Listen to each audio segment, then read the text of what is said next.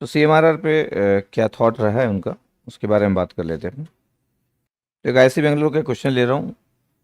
आज का question number 190 का क्वेश्चन है। 1990 1990 IISc बेंगलुरु का क्वेश्चन था क्या? तो एक मैथमेटिकल क्वेश्चन -2 प्लस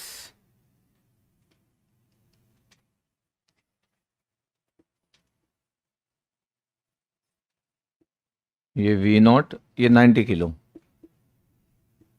ये 1 किलो, ये भी 1 किलो और ये 100 किलो। तो वैल्यूज अलग हो गई।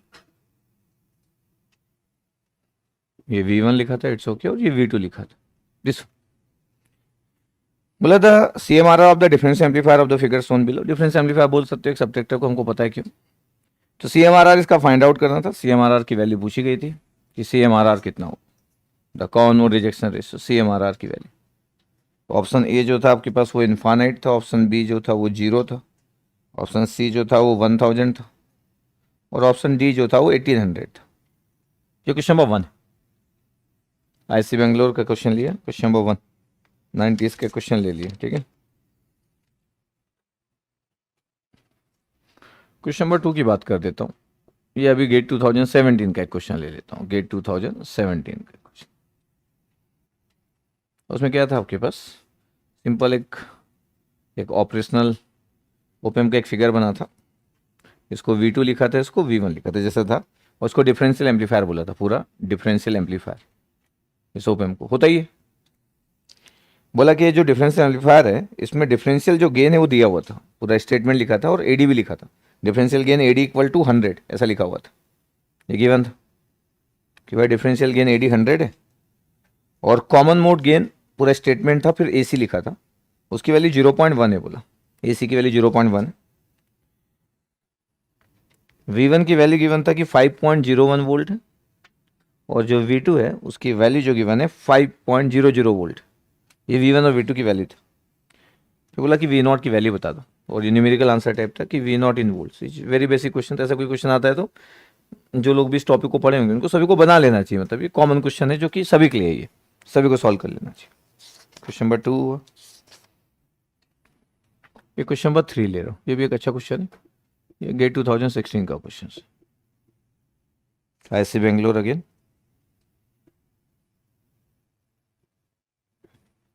इतने सारे एप्लीकेशन है, कौन सा एप्लीकेशन कब कौन सी एग्जाम में आएगा, कौन सी ईयर में आएगा, इसको जज करना टफ है।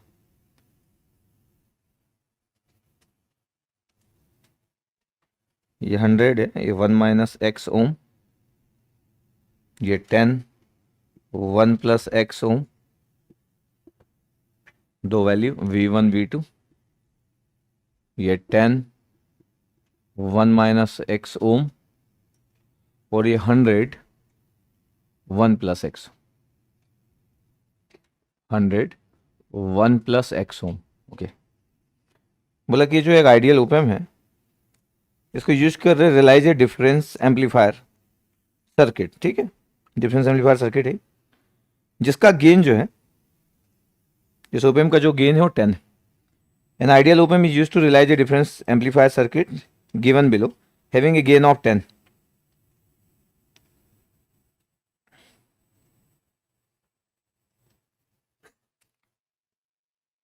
तो ओपेम का गेन आपके पास गिवन है 10। ओपेम का गेन 10 गिवन था, ये ओपेम गेन 10। फिर बोला इफ x = 0.025, x की वैल्यू गिवन है इसमें कि x आप ले लो 0.025, is very small value. CMRR की वैल्यू आपको बताना था इस क्वेश्चन में, और वो भी डेसिबल में, कि इन dB CMRR की वैल्यू क्या होगी, और ये भी न्यूमेरिकल आंसर टाइप क्वेश्चन था। तो ये भी न्यूमेरिकल आंसर टाइप, ये भी एग्जैक्टली जो जैसे एग्जाम में था। x की वैल्यू दी थी, ओपेम का गेन दिया था कि 10 है, और बोले CMRR की वैल्यू बताओ। तो इस टाइप की पॉसिबिलिटी पे लोग जाएंगे जब भी उनको पूछना होगा, ठीक है। तो हम अपनी बातें करेंगे इस जगह पे कि क्योंकि क्वेश्चन नंबर 2 जो है वो बेसिक जनरलाइज क्वेश्चन है जो कि सभी को बनाना चाहिए। अगर स्टार्टिंग के अगर 30,000 लोगों की बात की जाए जिन लोगों का स्कोर कार्ड आता होगा, उन सभी लोगों को बनाना चाहिए क्वेश्चन नंबर 2। तो क्वेश्चन नंबर 1 है आपके पास, 90s का क्वेश्चन है, बट ऐसे ही क्वेश्चन की पॉसिबिलिटीज है जैसे क्वेश्चन नंबर 1 दिख रहा है। CMRR इनफाइनाइट कब होता है हमको पता है भाई, R1 by R2 equal to R3 by R4। नहीं, कल तो बात भी की थी CMRR इन्फाइनाइट कब कब होता है करके। कॉमन मोड गेन 0 हो जाएगा तो CMRR इन्फाइनाइट आ जाएगा। रेशियो तो मेंटेन कर नहीं रहा है।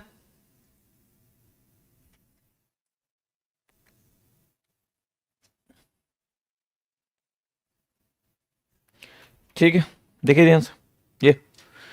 अब सबसे इंपॉर्टेंट चीज है कि CMRR 0 तो होता नहीं, आइडियल वैल्यू इन्फाइनाइट होती है आपके पास। प्रैक्टिकल वैल्यू की बात करना है इतना कम तो हो नहीं सकता, एकदम इन जनरली बात की जाए तो।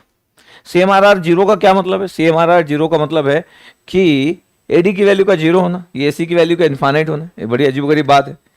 ये वैल्यू इसलिए पॉसिबल है क्योंकि जब AC 0 होता है तो ये वैल्यू आ जाता है। ये वैल्यू 0 आपके पास होगा, इसका मतलब है कि AC इन्फाइनाइट हो। और AC इन्फाइनाइट कैसे हो जाए यार? ये तो पॉसिबल नहीं है। ये पॉसिबल होता है। CMRR ideal value infinite, noise gain 0, बाकी दो वैल्यू लिखी हुई है, बातें हुई है। तो अगर मैं क्वेश्चन की बात करूं, किसकी बात करूं मैं? क्वेश्चन की बात कर रहा हूं कि अगर आपको कोई CMRR फाइंड आउट करने को देता है और डिफरेंस एम्पलीफायर दिए, देखो कुछ नहीं, सिंपल हम सॉल्व कर लेंगे। कितने फास्ट कैलकुलेट करते हैं सुपरपोजिशन थ्योरम, कितना अच्छे से हम इनबिल्ड करते हैं, उस पर डिपेंड करता है, उसी चीज पे डिपेंड करता है। बोला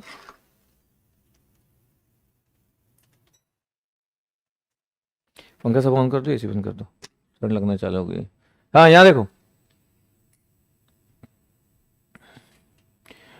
अगर मेरे को CMRR की वैल्यू निकालना है, इसका मतलब AD अपन AC की वैल्यू फाइंड आउट करना, सब वैल्यू है, डेटा आपके पास दिया, तो कुछ टफ तो जाएगा नहीं।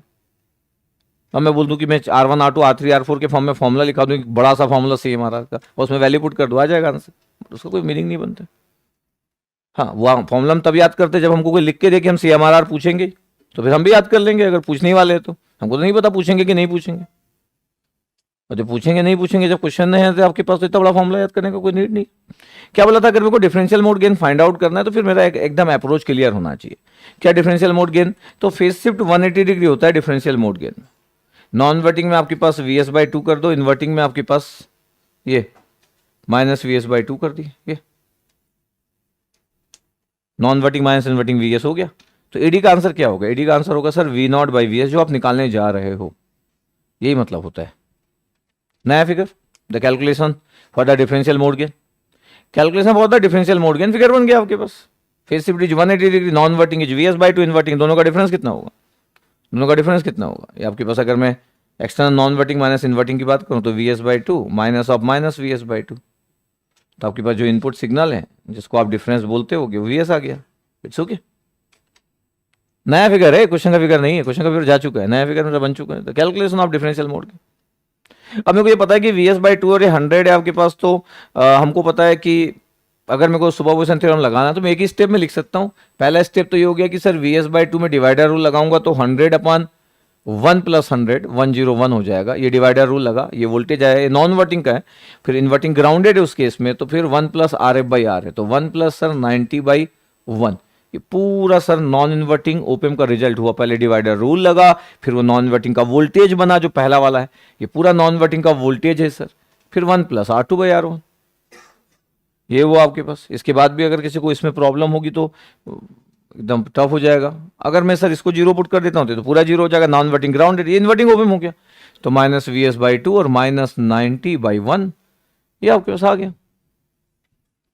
तो ये आपके पास एक नॉन इन्वर्टिंग ओपेम का रिजल्ट है। इतने बार हम यूज कर चुके हैं एक डिफरेंशियल एम्पलीफायर और सबट्रैक्टर सर्किट को, कि मेरे को लगता है कि मेरे को अब ज़्यादा इस पर फोकस नहीं करना चाहिए कि ये कितने लोगों को समझ आए। ना समझ आए तो फिर अपन कुछ नहीं कर सकते, मतलब अब ऐसा तो हो ही नहीं कि पूरे देर तक आपको वही किया जाए कि बेटा आपको समझ आ रहा है कि नहीं समझ आ रहा है, इतना नहीं कर पाएंगे और कोई भी नहीं कर पाएगा इस दुनिया में।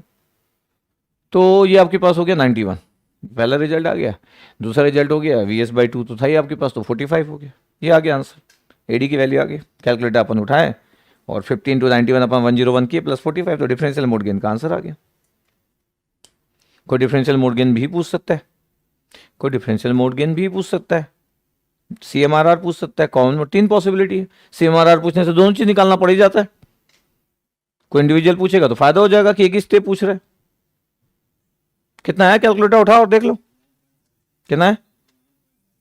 89.55। कैलकुलेटर सभी लोग ऐसा हाथ पहुंच जाना चाहिए। 89.55 चेक करो एक बार, आप कैलकुलेशन चेक कर लेना, कॉपी मत करो सब चीजों को। आप देखो कि आप भी यही करते करके कॉपी थोड़ी करोगे यार। एक ही चीज को 5 बार कर रहे, फिर दुनिया में अपने साथ अच्छा होने के चांसेस खत्म हो जाएंगे। अगर आप ओपन पहले दिन से पढ़ रहे हो उसके बाद भी इस रिजल्ट में आपको स्ट्रगल है, तो मैं बोलता हूं कि आपको क्लासरूम छोड़ के चले जाना चाहिए, आपको ड्रॉप कर देना चाहिए, क्योंकि जिंदगी में बहुत सारा कुछ करने का है। क्या मतलब है कि 4-5 साल फेलियर के बाद आप सोचे कि इसको ड्रॉप करना है? अगर आप पहले दिन से पढ़ रहे हो और एक भी क्लास आपकी मिस नहीं हुई है, उसके बाद भी आपको इस रिजल्ट में स्ट्रगल है, तो आपको ड्रॉप कर देना चाहिए। कसम से बता रहा हूं, ड्रॉप कर देना चाहिए आपको। गेट आपके लिए नहीं बना है। क्या मतलब है 4-5 साल तक रगड़ते रहोगे, स्कोर कार्ड तक नहीं आ पाएगा और स्ट्रगल करते हुए फिर छोड़ोगे? कसम से बोल रहा हूं, छोड़ देना चाहिए। मूड खराब नहीं है, एकदम सच बोल रहा हूं, नॉर्मल बात कर रहा हूं, बिल्कुल मूड कोई खराब वाली बात नहीं है इसमें।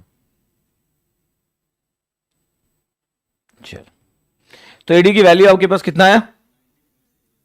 90.04। अपन एक स्टेप में लिखेंगे भाई, अभी मैं खत्म करने वाला हूं, पे नोट नहीं लगाऊंगा मैं अभी। 90.04 सेम स्टाइल में ऐसे लिखूंगा। इसका मतलब है मेरे लिए तो CMRR कितना भी बड़ा, लोगों के लिए 2 पेज जा रहा हूं, अपने लिए तो भाई सेकंड्स की बात है। एक स्टेप में एडी, दूसरे स्टेप में एसी। फिगर तो मैं इसलिए बनाता हूं कि आपको समझ आए और आप कॉपी में नोट कर रहे हो, नहीं तो मैं तो फिगर भी ना बनाऊं। ये फिगर क्यों बनाया ये वाला? ये आपके लिए कि आप कॉपी में नोट कर सको, नहीं तो मैं तो डायरेक्ट ही लिखता। अभी 10 सेकंड में अपन एडी लिख लेते हैं। अगला फिगर क्यों बनाऊंगा? कॉपी में नोट कर रहे करके लिखे। अब एसी का, जब मैं एसी का फिगर बोल रहा हूं तो फिर एसी लिखने वाला हूं। ओपीएम का गेन कितना होगा? V0/Vs। इसको बोलते हैं कॉमन मोड गेन, इधर नॉइस गेन। कोई कॉमन मोड गेन भी पूछ सकता है इंडिविजुअल। उस केस में क्या करना है आपको? Vs दोनों आपके पास, Vs फेस शिफ्ट कितना? 0 डिग्री। बार बार इसलिए लिखता हूं कि ये आपके काम आएगा। क्यों काम आएगा आपके पास? कि आपको याद वाद नहीं करना पड़ेगा। कॉमन मोड गेन कितना होता है? एवरेज वैल्यू से दोनों टर्मिनल का Vs प्लस Vs/2 कितना आ गया सर? Vs आ गया। वही तो बोल रहा हूं मैं, ये दोनों Vs है। क्या चेंजेस क्या हुआ? इसी में कॉपी पेस्ट करने वाला हूं, इसी में जो लिखा हुआ है। क्या चेंजेस सर? Vs/2 को Vs लिख लो, पहला वाला रिजल्ट आ गया, हो गया। यस सर, अरे लिखा तो था पहले से, उसी को कॉपी पेस्ट करने वाला हूं। पहला वाला जो रिजल्ट था Vs/2, उसको Vs किया, पहला आंसर आ गया। अब दूसरे आंसर में सर -Vs/2 था, उसको भी क्या कर लूं? उसको सर आप Vs कर लो प्लस करके, अंदर में माइनस से रहने दो। ये देखो, -Vs/2 को प्लस कर लिया इसमें भी, और पहले वाले Vs/2 को भी Vs किया। मतलब पहले वाले Vs/2 को Vs किया, दूसरे वाले -Vs/2 को Vs किया। हो गया भैया, 5 सेकेंड और एक्स्ट्रा लग गया आपको, कॉपी कर लिया रिजल्ट को, क्योंकि चेंज थोड़ी होगा सुपरपोजिशन थ्योरम। अब मैं अगर बोलूं कि V0/Vs कितना है, तो सर जो 50 हुआ था वो 100 रहेगा, क्योंकि डिवाइड बाई 2 नहीं है। ठीक है, बाकी ठीक। उधर सर -90 रहेगा। एक तो प्लस नहीं हुआ, क्यों? क्योंकि इनपुट सिग्नल नेगेटिव नहीं है, ऊपर से डिवाइड बाई 2 भी चला गया, -90 है सेकेंड वाला टर्म। सॉल्व करो, कितना आ रहा है एसी की वैल्यू?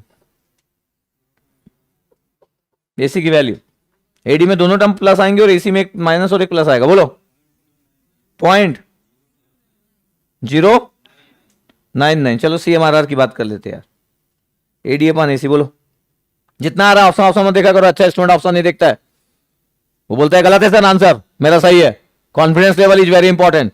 नॉर्मल लोग आंसर देखते हैं और आंसर के अकॉर्डिंग मैच करते हैं, वो सब नॉर्मल लोग होते हैं। एडी अपन एसी जो आंसर आ रहा है, इतना फोर्स करना पड़ता है। 909 पॉइंट, तो 909.5 ये करेक्ट आंसर था इस क्वेश्चन का। 90s की बात है, उस इसलिए अप्रोक्सीमेशन 100 भी चलता था, पैदा नहीं हुए थे आप। 1000 एक 1800 है तो 900। आप सोचोगे सर इतना अप्रोक्स, अरे 90s की बात है भाई। तो हाँ, करेक्ट आंसर इज 909.5। आज नहीं हो सकता इतना थोड़ी अप्रोक्सीमेशन होता, आज तो 0.1 में भी चैलेंज होना चालू हो जाता है। पता ही है आपको ये बात। तो क्या बोला, एक अच्छा स्टूडेंट कभी भी आंसर चेक नहीं करता, बोलता मेरा ये आंसर है बाकी सब गलत है। वो खूबी चाहिए। नॉर्मल लोग ना मैच करने की कोशिश करते। हो गया सॉल्व पहला वाला। ऐसे कोई क्वेश्चन आएगा आपके एग्जाम में, आपको सॉल्व करना है। CMRR 3 पॉसिबिलिटी हो सकता है, डिफरेंशियल मोड गेन पूछे, हो सकता है वो सिर्फ कॉमन मोड गेन पूछे, हो सकता है CMRR पूछे। बेस्ट पॉसिबिलिटी CMRR पूछने की, सेकंड पॉसिबिलिटी सिर्फ कॉमन मोड सिग्नल पूछने की, कॉमन मोड गेन के बारे में बात करने की। 3 पॉसिबिलिटी है। CMRR पूछने से तीनों पॉसिबिलिटी हो जाती है actually. Question number 1 solve. Question number 2 generalize question है, 40,000 लोगों का सही हो सकता है क्वेश्चन नंबर 2। फिर क्वेश्चन नंबर 3 में मूव करेंगे अपन। चलो एंड करो उसको, टाइम पास है वो, अच्छा आपको लगे इसलिए दे दिया मैं, कैसा भी पूछा जाता है करके। क्या कह दिया उसमें?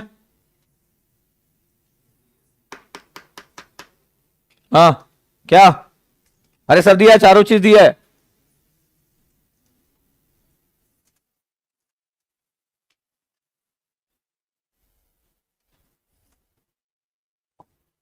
कैलकुलेटर उठाओ बस फटाफट, ये आंसर है करके बोलो, वोल्ट में इतना आंसर है करके, टाइम नहीं लगाना है अपने को।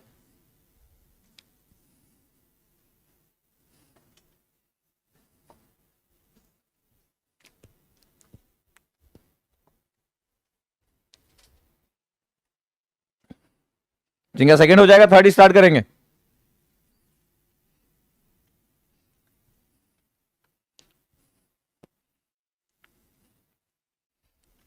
कल तो बात चल रही थी यार डिफरेंस एम्पलीफायर की, क्या होता है आउटपुट इसका, actual output sir A D V D, और जब नॉइस आता है तो एसी वीसी हो गया, बस इसी पे क्वेश्चन कोई पूछ लिया, जो सभी का क्वेश्चन है उसमें से एडी एसी दिया है सर, वीडी और वीसी दिया है। वीडी और वीसी तो यार क्या होता है, डिफरेंस होता है, कॉमन होता है, तो वीडी क्या होगा, दोनों का डिफरेंस। अरे वीडी कर लो भैया, नॉन इन्वर्टिंग क्या है V1, इन्वर्टिंग V2, ये वीडी निकाल लो। वीसी क्या होगा सर, दोनों का एवरेज वैल्यू। अब ये भी दे देते आपके पास तो क्या ही बचता, मजाक थोड़ी चल रहा है कि वीडी और वीसी भी देते फिर आप फॉर्म में पुट कर लेते, इतना तो कैलकुलेट करवाएंगे ना कि दो वोल्टेज का डिफरेंस हो, दो का एवरेज निकाल के वीडी वीसी निकाल लो।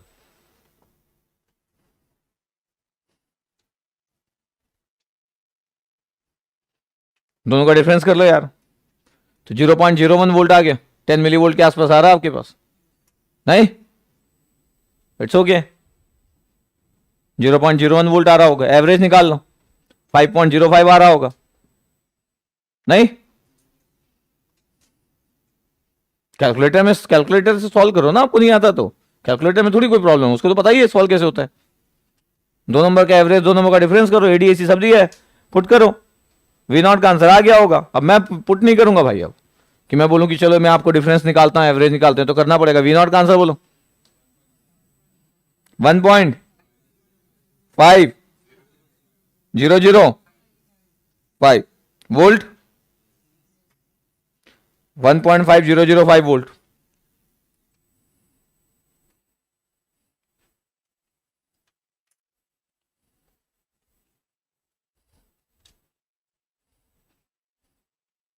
तो किसी से ये सब ना बने तो काउंटेबल लोग नहीं होंगे, फिर ये बनने के बाद भी आप अच्छा करने की पॉसिबिलिटी मिनिमम होती है, ये ना बने तो काउंटेबल लोग ही नहीं है कोई फिर।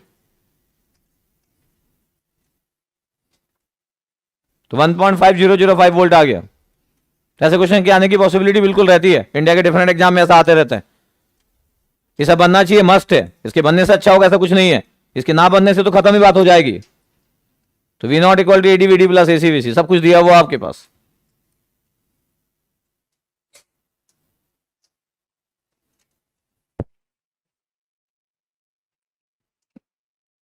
नॉन इन्वर्टिंग माइनस इन्वर्टिंग आपके पास डिफरेंस,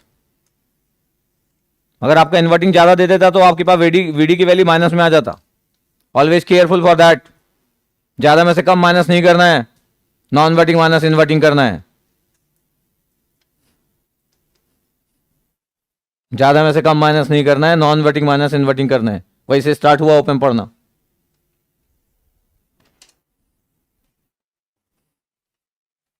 क्वेश्चन नंबर 3 की बात करते हैं, क्वेश्चन नंबर 3 बड़ा अच्छा, क्या आपके पास CMRR पूछा है, बोला ओपम का गेन आपके पास, ओपम का गेन अगर कोई दिया आपके पास तो डिफरेंशियल मोड गेन दिया, ओपम का आपके पास एक्चुअल गेन तो वही होते हैं, इधर एडी। सर मैं बोलूँ आपके पास कि सर क्वेश्चन में क्या गिवन है, अगर हम बात करें कि क्वेश्चन में सर एक्चुअली गिवन क्या है, तो यार क्वेश्चन में जो गिवन है आपके पास वो एडी गिवन है, कैसे पता चला, तो एक्चुअल जो अगर ओपम का गेन दिया तो एडी गेन दिया होगा, जिसका ओपन लूप गेन बोल सकते हो, बिल्कुल ओपम का गेन दिया आपके पास, ये इतना हमको दिया ही, डिफरेंशियल मोड आपके पास गेन दिया ही हुआ।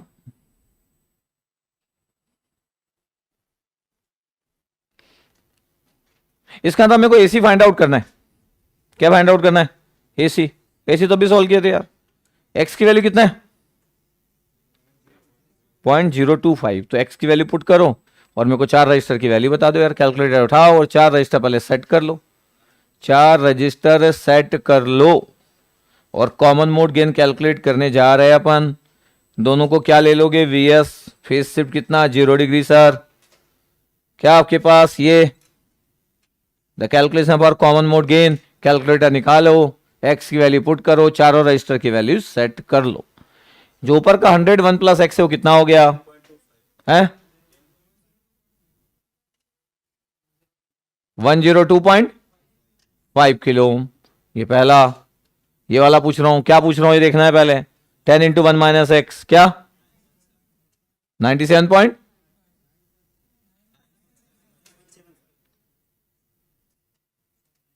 9.75 किलो। ये वाला रजिस्टर 10.25 किलो। चौथा रजिस्टर 97.5 किलो। चेक कर लो पहले। और ये वीएस लगा चुका हूं, तो आपके पास एसी का आंसर कितना? हाँ, एसी का answer V naught by V S. The figure for common mode gain calculation. The figure for common mode gain calculation. इसके बाद अब आप कितने सेकंड यूज करते हो? 10, 20, 30, 40, 50, 60, 80, 90, ये आप खुद हो।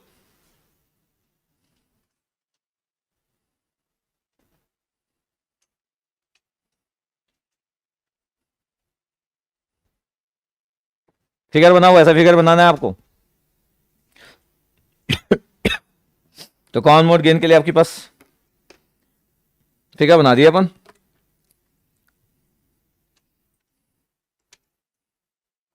क्या होगा सर? वी नॉट का आंसर बिल्कुल लिख सकते हैं, डिपेंड करता है। ये V S divider rule 97.5 upon 10.25 plus 97.5।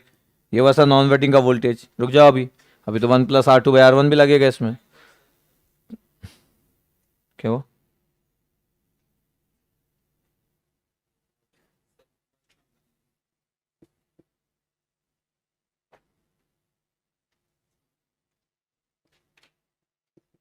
ये आ गया नॉन इन्वर्टिंग का result. Second, V S inverting में माइनस जरूर आएगा, सिग्नल दोनों प्लस है।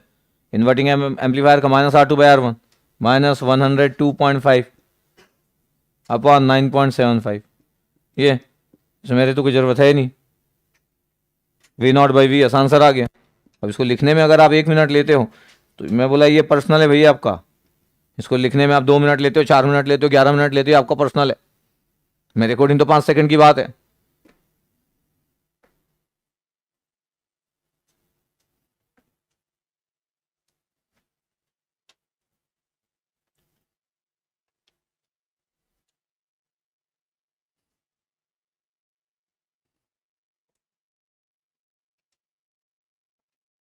रेशियो कहाँ दिख गया अंशुल त्यागी?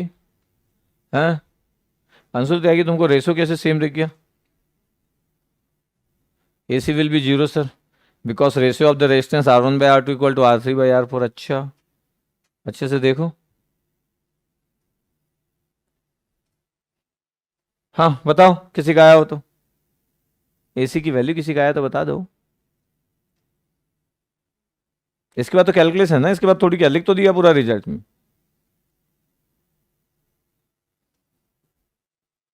इट्स वेरी टफ ना।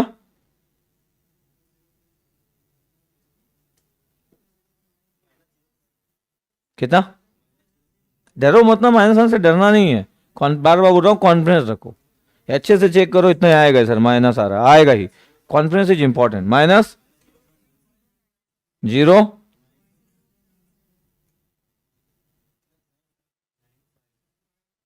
लास्ट वाला 9597।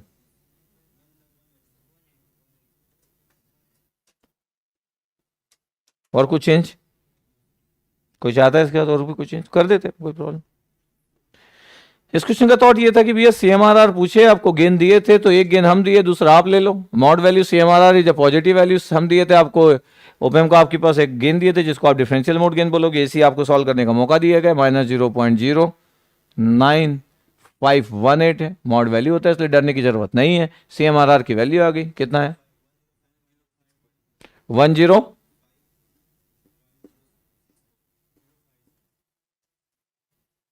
इतने। लेकिन अभी हमसे तो पूछा है डीबी में, डीबी निकालेंगे। हाँ, ये डीबी निकालेंगे नहीं यार, 20 लॉक करके। हर जगह पे वो डीबी की बात कर सकते, कोई भी सब्जेक्ट, उससे क्या फर्क पड़ता है। एक स्टेप बढ़ जाता है आपके पास कैलकुलेशन का, कोई भी सब्जेक्ट हो। ये डीबी में बताओ कितना आ रहा है।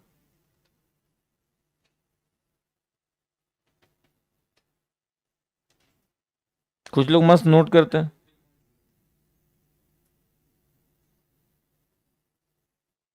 अलग अलग कैलकुलेटर अलग अलग डीबी देते हैं।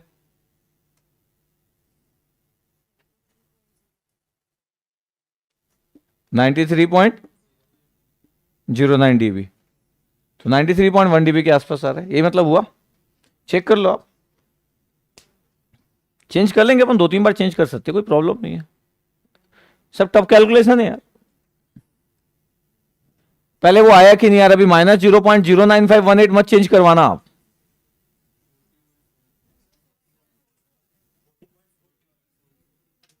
ये मैं लिखा था, ये मैं लिखा था।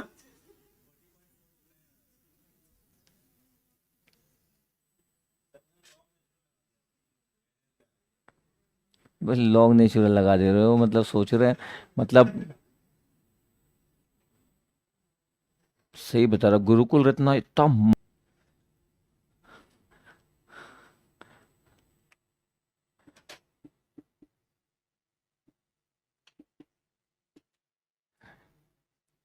ठीक है भाई, फिर से लिखते हैं अपन। कितना आंसर कि 40.429 dB। तो फिर इतने सारे लोग एक दूसरे को क्या देख रहे थे जब इतने देर से लिखा था, तो शुरू में लॉग नेचुरल करके चेक कर रहे थे।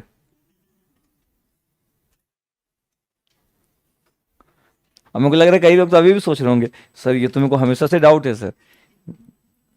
क्या बताओ यार।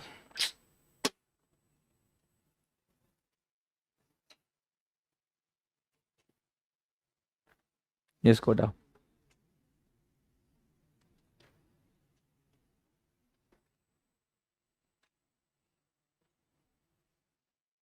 तो 40.4 dB, ठीक है।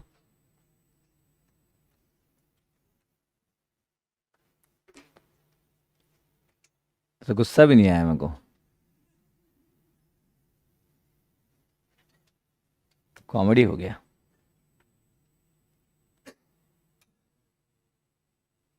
हटाई दे, वैसे भी लिख के भी क्या ही होता है, हटाओ सब। हाँ, यहाँ पे मैं बोल रहा था कि डिफरेंशियल मोड गेन दिया था, एडी 10 दिया था। मान लेते कि इस क्वेश्चन में से गेन हटा देते अपन, इस क्वेश्चन में से क्या हटा देते, गेन हटा देते, तो फिर अपने को तो एडी भी निकालना पड़ता। ये तो मतलब हुआ ना, अरे डिफरेंशियल मोड गेन दिया था तो यूज कर लिया, नहीं होता तो फिर एसी तो निकाले ही, क्या निकालते, एडी। चलो अपन चेक करते कि एडी निकाल रहे हैं, तो 10 दिए थे तो 10 ही आ रहा है कि बहुत ज्यादा डेविएशन आ रहा है, ये भी चेक कर लेते। तो मैं क्या करने जा रहा हूं, कैलकुलेशन ऑफ एडी, और अपने को तो आंसर पहले से एडी का दिए थे, बट हमको अगर एडी नहीं देते, पहला चीज ये मान लेते कि एडी नहीं दिया होता तब तो एडी निकालते ही। दूसरा चीज कि अगर दिया है तो क्या वो उतना ही आ रहा होगा जितना आसपास दिया होगा। कैलकुलेशन ऑफ एडी, इस फिगर में एडी चाहिए, VS/2 लगाओ या -VS/2 लगाओ, आपको पता है कैलकुलेशन। चलो चेक करो इस बार की 10 से कितना डेविएट हो रहा है, एग्जैक्टली 10 आ रहा है कि 10 से डेविएशन है कि और कुछ ही आ जा रहा है आपके पास, ये चेक करो आप। तो हम रीचेकिंग मोड में चले गए। दो पॉसिबिलिटी में, एक तो 10 दिए तो हम जज कर रहे हैं कि जो 10 दिए वो सही है कि नहीं, जो कि होना चाहिए क्योंकि वो खुद दे रहे हैं। दूसरा चीज ये देख रहे हैं कि अगर नहीं दिया होता एडी तब तो हम जाते ही कैलकुलेशन में, कंपलसरी हो जाता कैलकुलेशन।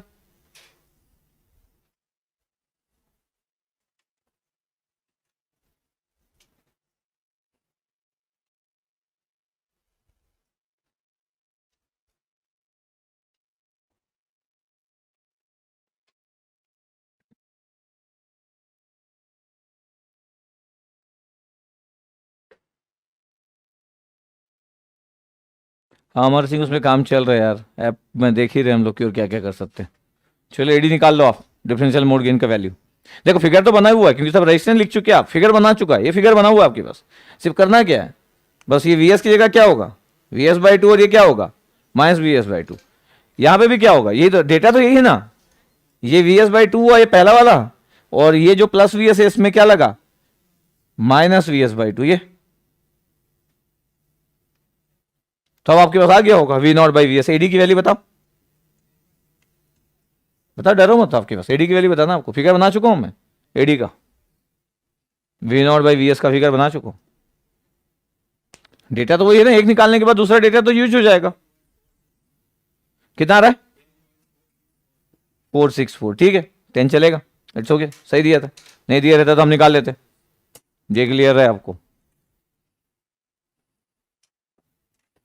और कई लोग एग्जाम के दिन उस दिन एडी अलग से निकाले थे, मतलब उनको समझ नहीं आया 10 का क्या करे, तो एडी निकाले थे, लेकिन फिर भी आंसर में डिफरेंस नहीं हुआ। डी भी पूछा था तो दोनों का ही सही था। कभी कभी हमको समझ नहीं आता ना, जो 10 दिया वो क्या देना चाह रहे, उससे चाहे हम एडी निकालने चले गए, मान लेते 10.464, यहाँ पे 10.464 आ जाता आंसर। 40.4 डीबी के आसपास ही आएगा, 40 डीबी के आसपास ही। देख लो आप ध्यान से।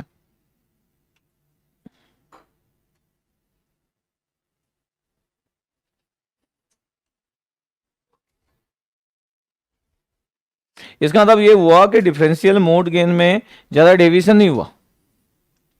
डिफरेंशियल मोड गेन में आपके पास ज्यादा डेविएशन नहीं हुआ, जो रिजल्ट था आपके पास वो उतना ही है। अब मैं आपको बताता हूं कि ऐसा क्यों है। अगर आप ओपीएम का ओरिजिनल फिगर देखोगे, आपके पास ये जो रेजिस्टेंस है इसमें टॉलरेंस था, 2.5% का टॉलरेंस था आपके पास, तो 0.025 ऐड और माइनस दोनों हो सकता था। जो रेजिस्टेंस थे आपके पास 2.5% का टॉलरेंस था। और अगर रेजिस्टेंस की वैल्यू चेंज नहीं होती तो फिर आपके पास जो रिजल्ट होता है आपके पास वो 10 था, वो 100 था। अगर आप ध्यान से देखोगे तो अगर रेजिस्टेंस में चेंज नहीं होता तो ये कितना था, ये वाला वैल्यू कितना था, चलो कैमरा इस साइड शिफ्ट करते, ये कितना था, ये 10 था, 1 प्लस एक्स था, एक्स जीरो कर दो, एक्स जीरो कर दो यार, एक्स जीरो कर दिया अपन, तो कोई टॉलरेंस नहीं है आपके पास। इसका मतलब है डेविएशन नहीं है रेजिस्टेंस की value because of any reason.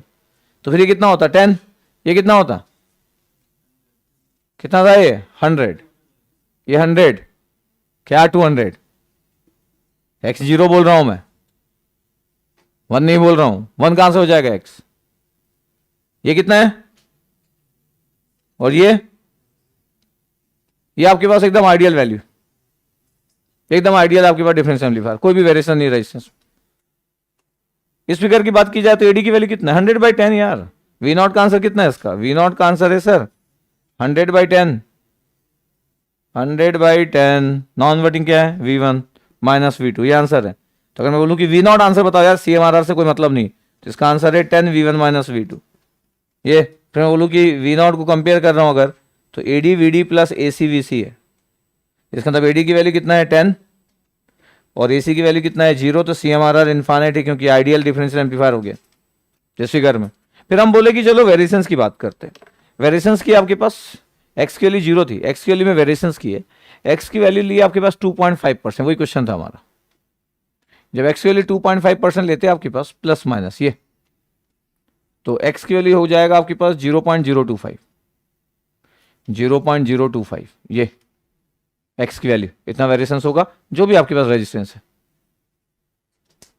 Interesting बात है कि ये रेजिस्टेंस में वेरिएशंस होने के बाद भी डिफरेंशियल मोड गेन में ज्यादा वेरिएशंस नहीं आता कभी भी, बताओ, सिर्फ जो वेरिएशंस आता है वो सिर्फ कॉमन मोड गेन में आता है। तो मैं आपको ये बताना चाहता हूं कि वो क्या सोच के एडी की वैल्यू एक्जैक्टली 10 बोल दिए। वो ये सोच के बोल दिए कि जिन लोगों को बहुत ज्यादा आइडिया रहता है, जिनकी जिंदगी ओपन में गई होगी कम से कम 15-20 साल, ऐसे लोग एनलॉग सर की कोई अगर पढ़ा रहा है आईटी में 25-30-40-40 साल से पढ़ा रहे, ओपन में कितने बार अपनी जिंदगी में उनका टाइम गया होगा, जितनी आपकी एज नहीं उससे ज्यादा वो लोग ओपन के साथ समय स्पेंड किए। तुमको पता है आपके पास कि डिफरेंशियल में जो मोड गेन होगा उसमें रेजिस्टेंस में अगर टॉलरेंस है आपके पास, डेविएशन है, तो भी डिफरेंशियल मोड गेन में फर्क नहीं पड़ेगा। इसलिए डिफरेंशियल मोड गेन 10 क्यों लिखे थे, उनको पता 100/10 10 ही होता है। आपको CMRR क्यों पूछे, क्योंकि एक्स की वैल्यू दे दी तो वेरिएशन हो रहा था रेजिस्टेंस में, किसमें होता, रेजिस्टेंस में वेरिएशन हो रहा था। इसका मतलब था कि वो चाहते थे कि आप कॉमन मोड गेन निकालो, एक गेन हम दे दिए, क्या सोच के 10 दिया बता रहा हूं मैं। अगर वो कैलकुलेट करके देते तो उनका भी आंसर 10 पॉइंट वो होता है कितना, 10.46। इसका मतलब है कि जब रेजिस्टेंस में कुछ वेरिएशन हो भी तो भी डिफरेंशियल मोड गेन में इफेक्ट नहीं होता। ठीक है, आपका इसका कोई लेना देना नहीं, आप नॉर्मल भी कैलकुलेट कर सकते थे, बट फिर भी बता रहा हूं। तो जो भी वेरिएशन होगा किसमें होगा, कॉमन मोड गेन में। और रेजिस्टेंस अगर परफेक्ट एक फिगर है तो फिर AC 0 यार, इस फिगर में तो इस फिगर में AC कितना है 0, ये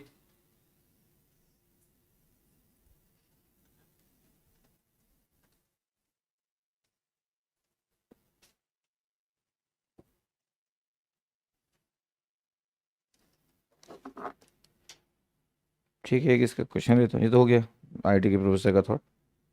मैं आपको जहाँ से लोग ये थॉट लिए वो जगह मेरे को पता ही है, जिस बुक से थॉट लिए वो भी पता है। मैं एक चीज़ लेता हूँ,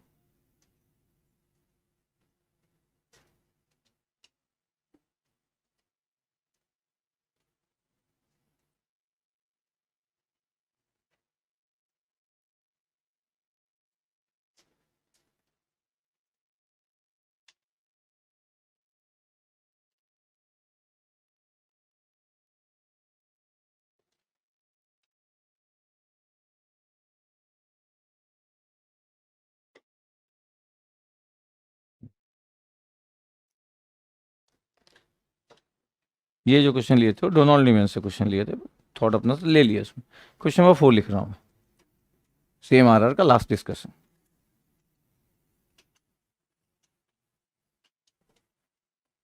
एक डिफरेंस एम्पलीफायर मैं आपको दे रहा हूँ, -2 प्लस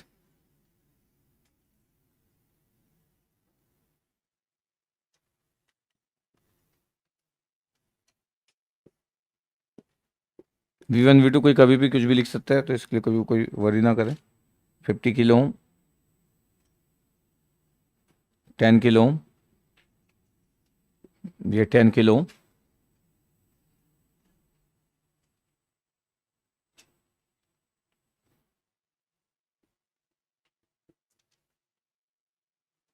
ये बोला कि ओपेम जो है वो डिफरेंस एम्पलीफायर है, डिफरेंस एम्पलीफायर में यूज हो रहा है, और ओपेम जो है आपके पास आइडियल है, ठीक है। बाकी सब parameter, if the tolerance of each resistor is +-1.5%, क्या लिखा था आपके पास?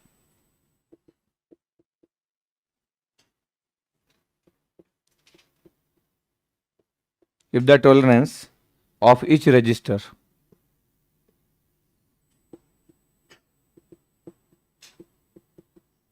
is ±1.5%, ये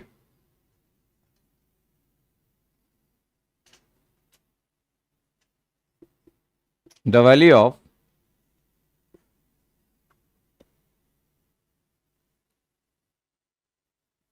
CMRR minima in dB, that means the minimum value of CMRR in dB is, ये आपके उस क्वेश्चन को, ये the value of CMRR minimum value,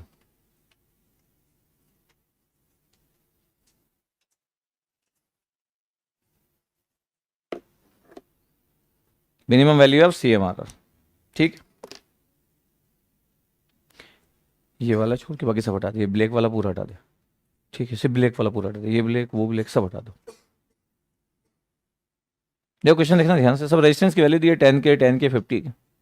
अगर टॉलरेंस ना हो किसी रजिस्टर में, सभी रजिस्टर में टॉलरेंस हो रहा है, अगर रजिस्टर में टॉलरेंस ना हो, टॉलरेंस अगर ना हो तो फिर तो हमको पता ही यार कि डिफरेंशियल मोड गेन की वैल्यू 50/10 है, मतलब 5 है, और AC की वैल्यू 0 है। अरे तो आइडियल एक सबट्रैक्टर सर्किट है ना, आइडियल डिफरेंस एम्पलीफायर। अगर मैं टॉलरेंस ना लूँ, रजिस्टर की वैल्यू फिक्स है 10 और 50 पे, तो 10 और 50K पे अगर रजिस्टर की वैल्यू फिक्स है तो फिर तो हमको आंसर ही पता है। अगर ये 0% हो, ये नंबर अगर 0% हो, इसके मतलब रेजिस्टेंस की वैल्यू फिक्स है, कुछ चेंज ही नहीं हो रहा, और कुछ चेंज नहीं हो रहा है तो आइडियल सबट्रैक्टर सर्किट है, जिसका आंसर होता है यार R2/R1 और non inverting minus inverting 50/10, V2 minus V1 non inverting minus inverting. Sir 5 हो गया सर, V2 माइनस V1 तो कितना हो गया? AD की वैल्यू 5 है, AC की वैल्यू कितना है? 0 है, CMRR कितना है? इनफाइनाइट, कोई बात ही नहीं है। अगर टॉलरेंस ना होते तो आइडियल सबट्रैक्टर सर्किट है। हम बात कर रहे हैं कि टॉलरेंस है, 5% का डेविएशन हो रहा है, सॉरी +-1.5% का डेविएशन हो रहा है।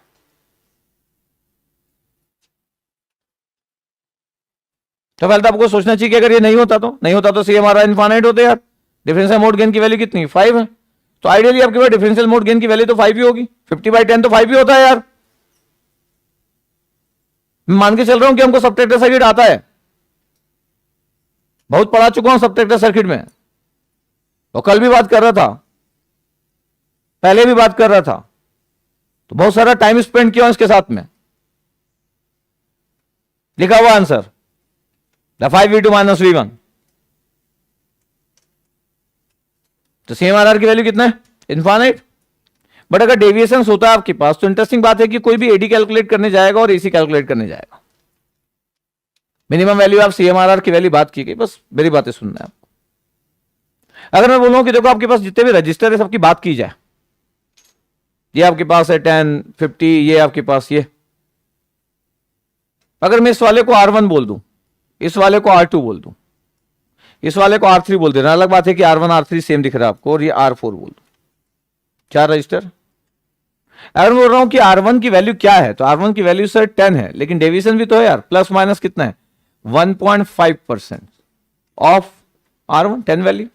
इसका मतलब कितना हुआ? इसका मतलब हुआ आपके पास कि ये 10 लिखोगे और 1 प्लस माइनस 0.015, ये यही मतलब होता है यार। तो क्वेश्चन ना बने चल जाएगा, लेकिन ये मतलब ना बने तब तो स्टोरी खत्म अपनी जिंदगी की। तो मेरा हमेशा फोकस ये होता है कि क्वेश्चन का ना बनना, लेकिन स्टोरी क्लियर हो जिंदगी की, टेक्निकल अगर अपन जा रहे हैं तो। मैं बोला कि अगर R1 10 के है और उसमें डेविएशन जो है वो टॉलरेंस जो है प्लस माइनस 1.5%, तो मैं बोलूं कि R1 कितना वेरी कर रहा है। और एक स्टूडेंट बोल रहा है तो बहुत नॉर्मल सी बात है, तो मेरे को क्लियर हो जाता है कि जिंदगी में बहुत गुड करने वाला है, क्योंकि ऐसे ही लोग दुनिया को चाहिए, बस CMRR जानने वाले लोग नहीं चाहिए। CMRR जान के थोड़ी दुनिया चलेगी, सिर्फ स्मार्ट लोग चाहिए। स्मार्ट लोग के लिए ये मेन लिखा है कि 10K का वेरिएशन कितना होगा अगर 1.5% अगर टॉलरेंस है तो। और मेरे को ये भी पता है कि नॉर्मल लोग को प्रॉब्लम CMRR में नहीं है, क्योंकि उसको याद कर लेंगे, प्रॉब्लम इसमें है। तो डरते वो इससे, CMRR से नहीं डरेंगे। CMRR तो क्या 2 बार पढ़ लिए, उनको पता है ये पढ़ने से नहीं होगा, ये क्योंकि ये तो इन जनरल है, खुद आप कैसे हो उस पर डिपेंड करता है। ये थोड़ी कोई कंसेप्ट हुआ, ये तो 9th क्लास का हुआ। कोई लोग सोचते हैं बहुत खराब बोलते हो सर, ठीक है। तो 10 प्लस माइनस 1.5% ऑफ 10 लिखा हुआ है। पता आपके पास R1 की वैल्यू कितना है, एक बार प्लस लिया और एक बार माइनस लिया। R1 का मैक्सिमम वैल्यू कितना है पता? R1 का मैक्सिमम वैल्यू 10.15 किलो में मैक्सिमम वैल्यू। R1 का मिनिमम वैल्यू बोलो है 9.85 kilo. Is the discussion about R1। और यही डिस्कशन R3 का भी हो गया, क्योंकि R3 की वैल्यू भी सेम। R1 का जो मैक्सिमम वैल्यू है वो R3 का भी मैक्सिमम वैल्यू लिख दूं, R3 का भी मैक्सिमम वैल्यू और R3 का मिनिमम वैल्यू भी यही। तो एक ही बार में डिस्कशन R1 R3 का क्लोज कर लिया यार अपन। R3 इक्वल टू R1 ये लिख दिया। Similarly R2 equal to R4 equal to क्या था, कितना 100 नहीं सॉरी 50 प्लस माइनस कितना 1.5% ऑफ 50 ना, 50 कॉमन यार, 1 प्लस माइनस 0.015। लिखने का स्टाइल इंपॉर्टेंट है। चलो बताओ R2 और R2 मैक्सिमम या R4 मैक्सिमम की वैल्यू।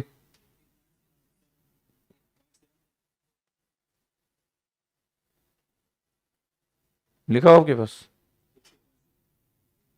अरे 50 का होगा ना 15%, अब वो 10 का था, थोड़ी 10 के 15% को 50 में लगा दोगे। इतना खराब खराब बोला उसके बाद भी क्लियर नहीं कर रहे।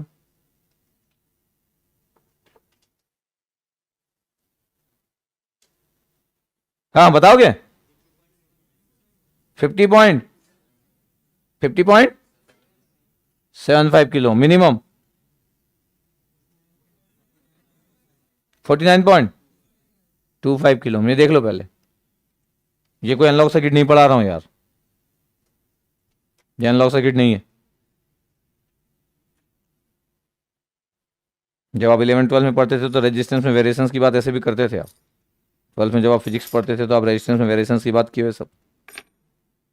जब आप लैब में करते थे तो रेजिस्टेंस की वेरिएशन की बात करते थे, पोटेंशियोमीटर वगैरह जब आप लैब परफॉर्म करते थे तो। अलग बात है कि उस समय थॉट वैसा नहीं था, बट फिर भी बेसिक नंबर्स थे।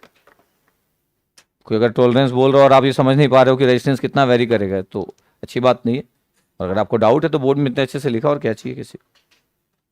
बट ऐसी सब चीजों को इसलिए इतने अच्छे से लेनी चाहिए कि जिंदगी में आप मरते दम तक अगर आप अपने बच्चे को पढ़ा रहे तो भी ये वाला डाउट तो ना आए आपको।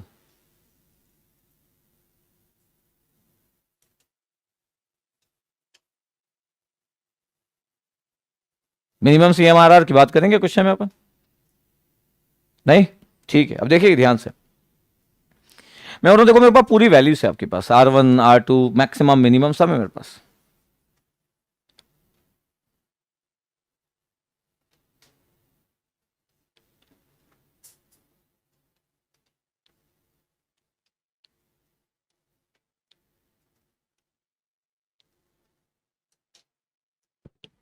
अगर सबसे इंटरेस्टिंग बात की जाए आपके पास कि अगर मैं डेविएशंस की बात लूँ आपके पास की, जब भी इन सब जगह पे बात होती तो हमको CMRR की जब भी हम बात करते कि मिनिमम वैल्यू ऑफ CMRR में बोला,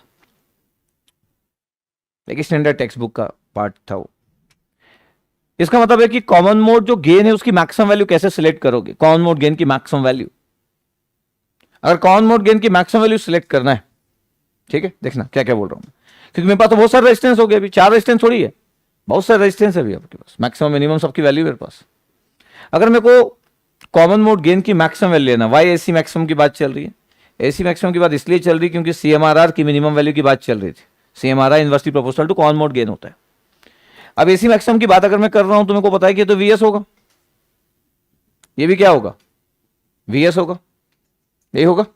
अब अगर मैं वीएस के बारे में बात करूं, ध्यान से देखना कि मेरे को वी नॉट का आंसर लिखना है, जनरलाइज बात कर लेते फटाफट कि ये वीएस है सर, ये वीएस मल्टीप्लाई हुआ क्या सर R4, ठीक है, अपन R3 प्लस R4, वैल्यू नहीं लिख रहा मैक्सिमम की मिनिमम, ये नहीं लिखा, डिवाइडर रूल, फिर non inverting open sir 1 plus R2/R1, हो गया ये काम।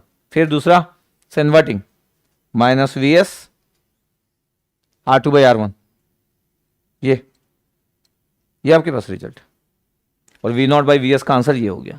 अब ध्यान से देखना, आपके पास ये एसी का रिजल्ट है, देखिए अभी मैक्सिमम नहीं लिख रहा है, एसी का रिजल्ट है, तो आपके पास बहुत सारे रिजल्ट आ सकते हैं आपके पास एसी के, R4/R3 प्लस R4, फिर क्या है आपके पास ये R1 प्लस R2/R1 और माइनस R2/R1, ये जिसो।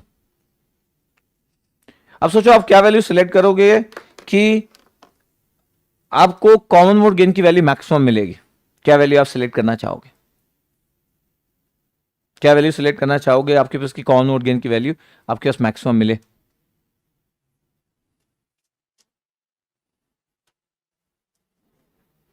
आपके पास बहुत सारी वैल्यूज है, देखो ध्यान से, वैल्यूज हमारे पास R1 मैक्सिमम वैल्यू है, R2 आपके पास मैक्सिमम वैल्यू है, R1 मिनिमम है, R4 मिनिमम, सब आपके पास। अभी ध्यान से देखना, आपके पास एक जो फिगर बना था, जो एक्स वाला जो फिगर था, जो एक्स वाला जो फिगर था, उस एक्स में देखो आपके पास 1 प्लस एक्स और 1 माइनस एक्स कहां कहां लिखा हुआ है, ध्यान से अगर आप देखोगे तो एनालिटिकल इसलिए हो जाता है कि आपके पास जो जो वैल्यू सिलेक्ट करना हो वो वैल्यू सिलेक्ट कर लो। अगर मैं पूरी मैक्सिमम वैल्यू सिलेक्ट कर लूंगा तो एसी का एक आंसर आ जाएगा, पूरी मिनिमम वैल्यू सिलेक्ट कर लूंगा तो एसी का एक आंसर आ जाएगा, कुछ मैक्सिमम और मिनिमम वैल्यू का सिलेक्शन लूंगा तो और वैल्यू आ जाएगी। क्या बोला पता आपके पास, AC1 लिख रहा हूं मैं, AC1 कॉमन मोड गेन पहले केस में, AC2 लिख रहा हूं कॉमन मोड गेन दूसरे केस में, तीसरा केस नहीं बना रहा अभी। इसमें मैं क्या कर रहा हूं बता, आपके पास सब रेजिस्टेंस को मैक्सिमम ले लेता हूं, मतलब सबकी मैक्सिमम वैल्यू जो भी मैक्सिमम है, R3 maximum, R1 maximum, R4 maximum, R2 maximum, सब मैक्सिमम वैल्यू उठा लिया, सब मैक्सिमम वैल्यू। तो कंसिडर ऑल वैल्यूज से मैक्सिमम, कंसिडर ऑल वैल्यूज से मैक्सिमम, सब मैक्सिमम ले लो, सब मैक्सिमम ले लो यार, 2-5 मिनट की बात है, फटाफट आगे बढ़ेंगे, फिर सब मैक्सिमम ले लो, कैलकुलेटर हाथ में रखे रहो, सब मैक्सिमम ले लो, मेरे को AC1 का रिजल्ट चाहिए, considering all maximum value of resistance, ऐसा लिख दो आप। उससे क्या होगा कि आप इस टाइप की बातें होगी तो एग्जाम में बच जाओगे आप, बैठ के, नहीं तो फिर चलते रहेगा एनालिटिकल, खत्म नहीं होगा 11 मिनट तक।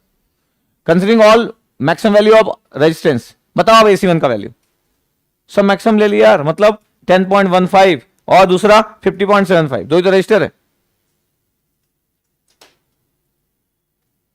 और कोई मिनिमम ले लो, मतलब 9.85 और 49.25, पूरे रेजिस्टेंस मिनिमम ले लो, एक मैक्सिमम ले लो और एक पूरे मैक्सिमम मिनिमम ले लो। मैक्सिमम वाले का है क्या, AC1,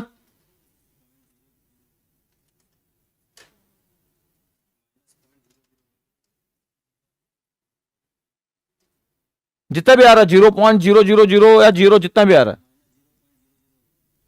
-0.001 आ रहा है, एक और 0 के बाद 1, लगभग 0 आ गया। तो क्या लिए थे आप, सब मैक्सिमम लिए थे। अब दूसरा बताना आपके पास, सब मिनिमम लो, अरे सब मिनिमम लो। तो केस नंबर 1 था considering all maximum value, maximum value,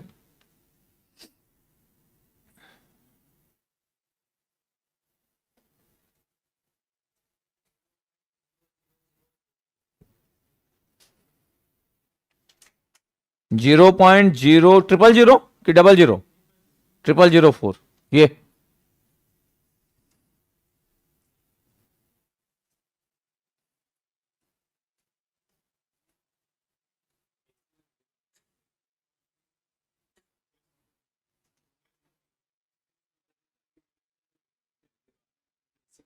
पूरा जीरो आ रहा है कि 0.000 बना रहा था है? एग्जैक्ट जीरो आ रहा है? अरे लिखते हैं ना, मतलब मैं तो पहली बार ही यूज कर रहा हूं ना, मैं तो पहले बोल चुका हूं, बहुत सारी चीजें मैं सब कर ही रहा हूं। जीरो लिख लो, इट्स ओके। सब मैक्सिमम लिए थे हम लोग, सब मिनिमम ले लो, मिनिमम में जीरो। अरे सॉल्व करो ना, मतलब सबको समझ आ रहा है ना, नंबर में पुट करना है बस।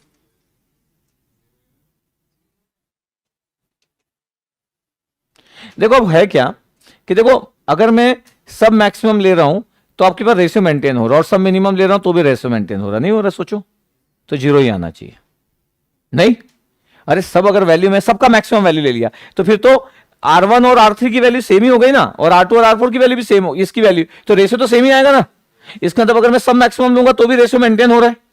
अरे हो रहा है भाई, R2/R1 इक्वल टू R4/R3 आ रहा है, सब मिनिमम ले रहा हूं तो भी रेशियो मेंटेन हो रहा है। इस केस में भी 0.004 नहीं आएगा, 0.00 ही आएगा। और बता, आपके पास अगर मैं सब वैल्यू अगर मैक्सिमम ले लूं और सब मिनिमम ले लूं तो ऐसी जीरो ही आएगा। ये बात भी सच है, क्योंकि अब आपके पास क्या दो ही वैल्यू होगी ना, सब मैक्सिमम ले लिए तो दो ही वैल्यू थी, या तो आपका पास था 10.15 और एक था 50.75, दो ही वैल्यू थी आपके पास, तो रेशियो मेंटेन। सब मिनिमम ले लिए तो 9.85 और 49.25, तो भी रेशियो मेंटेन हो गया, तो जीरो आना ही था। तो CMRR इनफाइनाइट है, बता इस केस में, और ये मैक्सिमम CMRR है, मैं मिनिमम पूछा हूं, तो ये AC की मिनिमम वैल्यू है, कॉन मोड गेन की मिनिमम वैल्यू है ये कॉन मोड गेन की क्या है? Minimum value. इस केस में पता है ये सब मिनिमम वैल्यू है, द मिनिमम, ये AC की वैल्यू है, तो CMRR क्या आएगा? मैक्सिमम। कितना? इनफाइनाइट आएगा। ये बात ही नहीं हो रही है अभी अपनी, इस क्वेश्चन का आंसर ही नहीं हो सकता अभी। ये देखो ध्यान से, अब देखो एक इंटरेस्टिंग बात बताता हूं कि अगर मेरे को रिजल्ट की वैल्यू अगर लिखना है, आपके पास देखो जो क्वेश्चन था, उस क्वेश्चन में क्या था पता है आपके पास? यहां पे आपके पास जो रेजिस्टेंस था वो R2 1 + X था। देखो जरा ध्यान से, R1 1 - X था, ये यहां पे क्या था? R4 1 - X और R3 1 + X। अब आप सोचो कि मैं ना क्या लेने वाला हूं बता आपके पास, अब ध्यान रखना मैं जो बोलने वाला हूं, एक नया फिगर बनाने वाले हैं, और मैं यहां पे ना इस जगह पे R2 मैक्सिमम लेने जा रहा हूं। मेरे पास डेटा है R2 मैक्सिमम का, ठीक है, ये वैल्यू मैक्सिमम लेने वाला हूं। यहां पे मैं R1 मिनिमम लेने जा रहा हूं, ठीक है, ये देखना ध्यान से, नया फिगर। यहां पे मैं R4 मिनिमम लेने जा रहा हूं, और यहां पे R3 मैक्सिमम लेने जा रहा हूं। अब रेशियो मेंटेन नहीं होगा, अब AC जीरो नहीं आ सकता। नया फिगर ये लिख लिया अपन पहले, ये क्वेश्चन के अकॉर्डिंग लिए, क्वेश्चन में जो डेटा आपके पास था पहले वाले क्वेश्चन से, गेट का जो क्वेश्चन था उसका रेफरेंस लिए। ये तो एनालिटिकल चला गया ना यार, इतने सारे मैक्सिमम मिनिमम है, आप तो 1-2 घंटे तक बात कर सकते हो। हाँ, मैं बोला R2 मैक्सिमम ले लो, R1 मिनिमम ले लो। R2 मैक्सिमम मतलब नया फिगर बनाना प्लीज, नया फिगर। R2 मैक्सिमम कितना? R2 मैक्सिमम है यार, अरे R2 मैक्सिमम कितना है? तो मेरे को चाहिए 50.75 किलो ओम यहां पे वैल्यू। अच्छा, R1 मिनिमम तो 9.85 चाहिए, वाली वैल्यू 9.85 चाहिए यार, ये वैल्यू 9.85, वो 50.75। R4 मिनिमम, R4 की मिनिमम वैल्यू 49.25, और R3 की मैक्सिमम वैल्यू, R3 की मैक्सिमम वैल्यू 10.15। अब देखो रेशियो मेंटेन नहीं हो सकता, अब देखो रेशियो मेंटेन नहीं हो सकता बोल रहा हूं।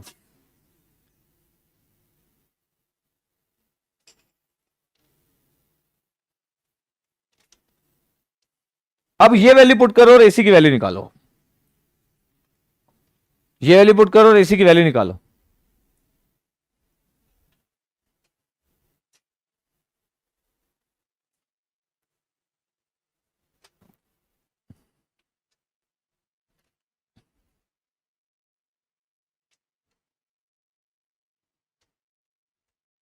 अगर सब मैक्सिमम लेंगे तो AC इज ऑलवेज जीरो, सब मिनिमम लेंगे तो AC इज ऑलवेज जीरो।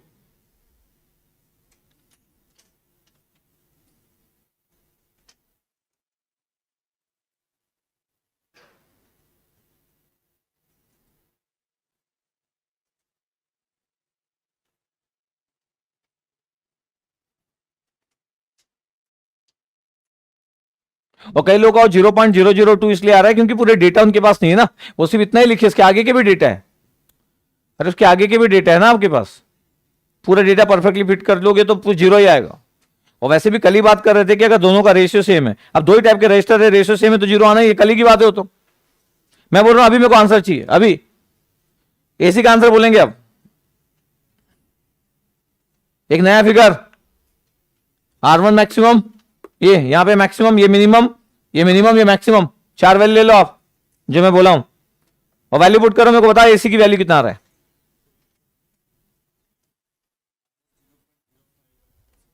-0.05127। और अगर मैं बोल रहा हूं कि देखो मेरे पास एडी की जो वैल्यू है आपके पास, क्योंकि डेविएशन के बाद भी एडीसी अगर मैं सॉल्व करने जाऊंगा ना तो चेंज नहीं आएगा, इसी को सॉल्व करूंगा तो भी। तो एडी की वैल्यू हम डायरेक्ट लिख लेते हैं कि आपके पास में वेरिएशंस नहीं आता, तो 50/10 5 है, तो सीएमआरआर की वैल्यू अगर मैं 5 अपॉन ये 0.05127 करूं, सीएमआरआर की वैल्यू बताना कितना आ रहा है सीएमआरआर की वैल्यू।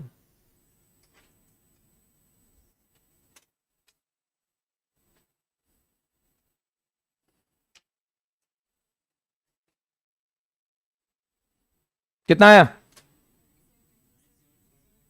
97.552 लिख दूं तो 97.52 डीबी में निकालो, डीबी में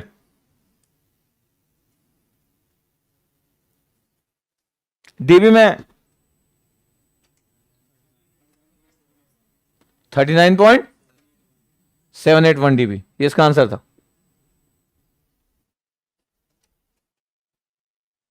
इसका मतलब ये एनालिटिकल क्वेश्चन हो गया, मैं जस्ट इसलिए क्यों लिया, इसका मतलब ये हुआ कि मैं बोलना चाहता हूं कि डिफरेंशियल मोड गेन में फर्क नहीं पड़ेगा, अगर आप सॉल्व करने जाओगे इन वैल्यूज के साथ, इन्हीं वैल्यूज के साथ अगर आप सॉल्व करने जाओगे तो डिफरेंशियल मोड गेन में फर्क नहीं पड़ेगा। और कॉमन मोड गेन इस दोनों केस में आपके पास दोनों मैक्सिमम ले लो, दोनों मिनिमम ले लो, जीरो ही आने वाला है क्योंकि रेशियो मेंटेन हो जाएगा। फिर आप क्या सिलेक्ट करोगे, तो वही सिलेक्शन उस क्वेश्चन में था, वही क्वेश्चन उस सिलेक्शन में था। इसका मतलब है कि अगर सब रेजिस्टेंस में अगर टॉलरेंस है तो फिर ये मैक्सिमम रेजिस्टेंस होना चाहिए, ये मिनिमम रेजिस्टेंस होना चाहिए, ये मिनिमम होना चाहिए और ये मैक्सिमम होना चाहिए, यही आपको मिनिमम सीएमआरआर देगा। अभी तो क्या था उस क्वेश्चन में, जो होता था वो करके दिया गया था, जो गेट का क्वेश्चन था उसमें आपसे कुछ नहीं करवाया था, उसमें आपको वही किया था जो होता है। अगर आपको बोल दिया जाए कि ±1.5% टॉलरेंस है, अब आपको कैसे पता चलेगा कि कौन सा मैक्सिमम और कौन सा मिनिमम लेना है? सबको समझ आ रहा है? आपको कैसे पता चलेगा? तो आधे घंटे का एनालिटिकल क्वेश्चन हो गया, तो किसी में मैक्सिमम किसी में मिनिमम लेते रहो, आपके पास आधे घंटे का एनालिटिकल हो गया। इसका मतलब अगर दोनों पूरा मैक्सिमम लोगे तो भी आंसर जीरो एसी का, दैट मीन सीएमआरआर इनफाइनाइट। अगर पूरा का पूरा मिनिमम लोगे तो भी एसी की वैल्यू जीरो, सीएमआरआर इनफाइनाइट। ये क्लियर है आपको? और अगर आप वो वैल्यू सिलेक्ट करते हैं आपके पास एनालिटिकल, इसका मतलब जो क्वेश्चन था आपके पास वो मिनिमम सीएमआरआर नहीं बोला था आपको एग्जाम में, लेकिन मिनिमम सीएमआरआर था क्योंकि उस समय कॉमन मोड गेन मैक्सिमम था, उस समय कॉमन मोड गेन क्या था? मैक्सिमम था। तो सीएमआरआर की मिनिमम वैल्यू होगी। इसका मतलब आप ध्यान रखेंगे यहां पे जो वैल्यू होगा आपके पास वो R2 + 1 + XC होगा, जो लिखा था एक्स की जो भी वैल्यू, यहां पे जो होगा वो मिनिमम होगा, यहां पे जो होगा मिनिमम होगा और यहां पे जो होगा वो मैक्सिमम होगा। ये आपको एसीएम दे देगा और डिफरेंशियल मोड गेन का आंसर वही 50/10 ही करोगे, ये इसका वेरिएशंस का कुछ काउंट नहीं होगा। कुछ अगर आप सॉल्व करने भी जाओगे 2 मिनट 4 मिनट तक, उसके बाद भी आंसर विल बी सेम। जैसे वहां पे था 10 दिए थे और 10.46 आ रहा था, आपको याद होगा डिफरेंशियल मोड गेन में। तो डिफरेंशियल मोड गेन में फर्क नहीं पड़ता है, जो डेविएशन आता है वो एरर गेन में आता है, that means the common mode gain में एरर आता है। तो ऑलवेज रिमेंबर। तो मेरे को लगता है कि अगली बार ऐसी बात हो सकती है कि चॉइस आपको दे दी जाए, चॉइस आपको दे दी जाएगी तो फिर बहुत ही कम लोग आंसर दे पाएंगे, बिकॉज किसी को पता नहीं चलेगा कौन सा मैक्सिमम कौन सा मिनिमम। तो ध्यान देंगे आप इस चीज पे जो मैं बताया आपको, क्योंकि एनालिटिकल था कि क्या वैल्यू आप सिलेक्ट करोगे डिजाइनिंग में कि मिनिमम सीएमआरआर मिले। मैक्सिमम सीएमआरआर के लिए तो आप पूरा मैक्सिमम ले लो, पूरा मिनिमम ले लो, सीएमआरआर इनफाइनाइट मिल जाएगा आपको। और इसलिए भी अपन एनालिटिकल किए क्योंकि एक ही उनके पास लिमिटेशन है कि बस वो यही पूछ सकते हैं, इसके सिवा दूसरी चीज दूसरे फिगर में पूछ ही नहीं सकते। डिफरेंस एम्पलीफायर के सीएमआरआर किसी क्वेश्चन में पूछा ही नहीं जा सकता, क्योंकि और किसी क्वेश्चन में output voltage proportional to the difference of external input होता ही नहीं है। तो यही क्वेश्चन, एक ही क्वेश्चन बचा उनके पास, या तो बात करेंगे और या तो नहीं करेंगे, करेंगे तो यही फिगर है, अब इसमें कुछ भी कर सकते हो। तो मेरे को लगता है आपके पास कि एक डिजाइनिंग वाला पार्ट ये हो सकता था जो मैं ले लिया, मिनिमम सीएमआरआर। तो ये क्लियर रहना चाहिए आपको। तो फिगर बना लिए होंगे आप, लास्ट वाला जो फिगर था, क्या मैक्सिमम क्या मिनिमम, क्या मैक्सिमम क्या मिनिमम। ठीक है, तो इसको स्टार डाल लेना, ये इंपॉर्टेंट चीज थी, ये आपके काम आएगा जिस दिन भी यूज होगा ये। और अगर नॉर्मल क्वेश्चन पूछ रहे हो तो ठीक है, इट्स ओके, कोई बात ही नहीं है।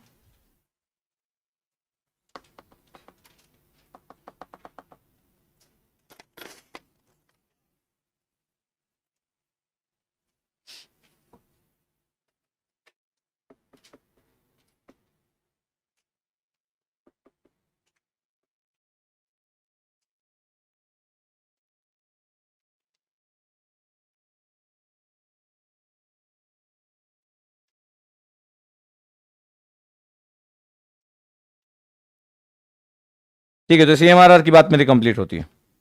एक क्वेश्चन लिख रहा हूं मैं, determine the output voltage for the following given below figure. Determine the output voltage, determine the output voltage for following given below figure. सबको आपको आउटपुट वोल्टेज बताना है जो जो मैं फिगर बनाते जाऊंगा। Determine the output voltage for the following given below figure.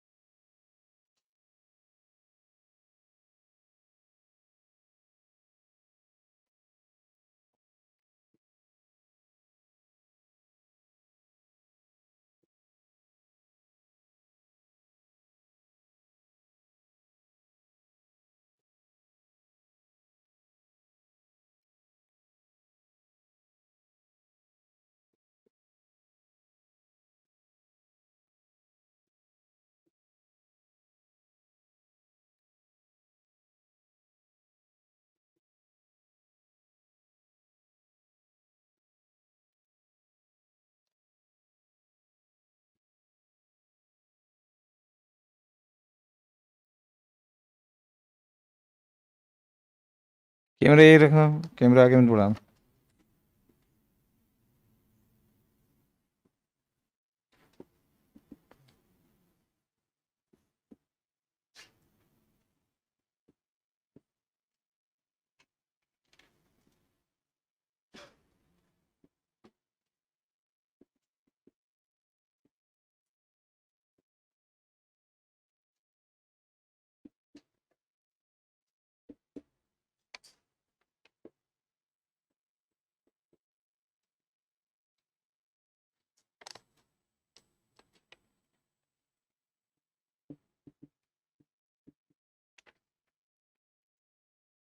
तो 4 फिगर बने, समय आउटपुट वोल्टेज की वैल्यू फाइंड आउट करना अपने को। कोई भी कॉपी में पीछे नहीं जाएगा। मान लो कि अभी आज आप आंसर देते पढ़ चुके हो आपके पास, और मान लो कि आप 6 महीने तक ओपीएम नहीं पढ़ते हो, तो क्या हम आंसर नहीं दे पाएंगे क्या? तो इसलिए पीछे नहीं जाना है आपके पास। 4 फिगर बने हुए, 3 फिगर पहले वाले बोर्ड में, बोर्ड चेंज मत करना, 2-3 मिनट बाद ही सेकंड वाले बोर्ड पे जाना। मोहम्मद अफीफ, आपका इसलिए -0.002 आ रहा है बेटा, क्योंकि आप पूरे डेटा को अच्छे से लिखे नहीं।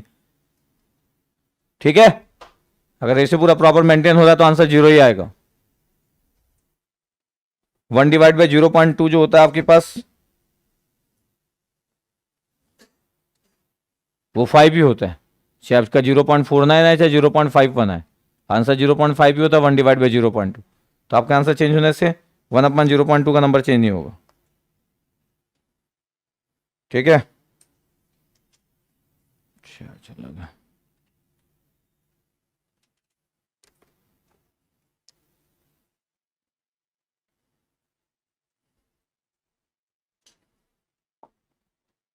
समय V0 का आंसर लिखना है, और आप कंफर्टेबल तो आप मेन कॉपी में लिख सकते हो।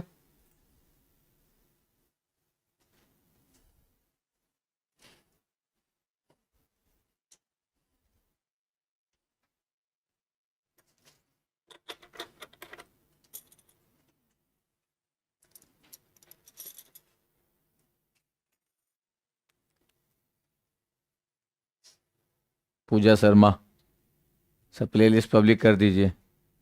अच्छा, किसका प्लेलिस्ट कर दिया जाए? अब क्रिकेट मैच, ठीक है गर्ल तो नहीं हुआ बट फिर भी क्रिकेट मैच अगर आप देखे होगी तो आपको पता होगा कि इंडिया में 300 जो रन बनाया टेस्ट मैच में, दो ही लोग बनाए, वीरेंद्र सहवाग और एक करुण नायर। और करुण नायर उसके बाद कभी मैच नहीं खेला। तो कुछ लोग हिस्ट्री हो चुके होते हैं, करुण नायर को कोई नहीं जानता। एक ही मैच खेला ज़िंदगी में, उसमें 300 बनाया, दूसरा टेस्ट मैच नहीं खेला ना। तो उससे ज़्यादा ब्रेडमैन से एवरेज ज़्यादा सिर्फ करुण नायर का है, पता आपको? सिंगल टेस्ट मैच और 300।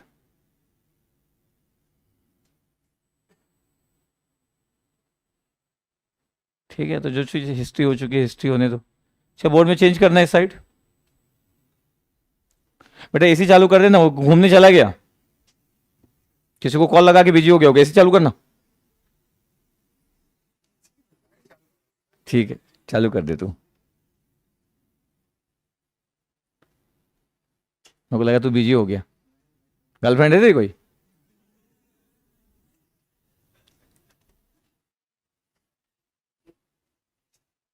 इसमें इतना क्या सोचना है? अरे 2022 चल रहा है, थोड़ी 1980s की बात चल रही। हाँ, क्वेश्चन ऑड होता है कि कितनी है, तब थोड़ा सा ऑड हो सकता था, आप बोल सकते हो। है नहीं, ये तो ऑड क्वेश्चन, ये तो बड़ा नॉर्मल क्वेश्चन है।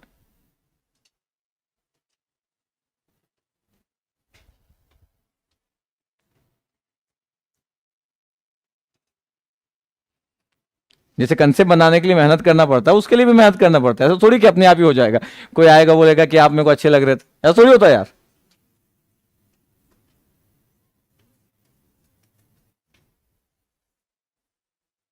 हाँ, अपने से ये भी नहीं होता वो भी नहीं होता, क्या करे। चलो आप बोर्ड चेंज कर लेना, तब तक आप लोग ये 3 सॉल्व करो, फिर ये इस बोर्ड पे रखना, सॉल्व कीजिए। वी नॉट का आंसर चाहिए मेरे को, कोई पीछे वगैरह नहीं जाएगा। नॉर्मल सा क्वेश्चन है, आपके पास 4 क्वेश्चन है, आपको अच्छा फील होगा, चारों के सही आंसर आएंगे तो आपको भी लगेगा क्या बात है करके।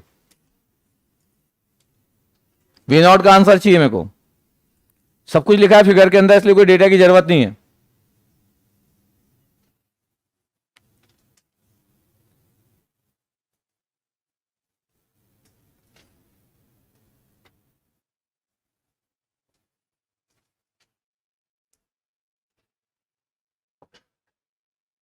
फिर मैं बात करता हूं।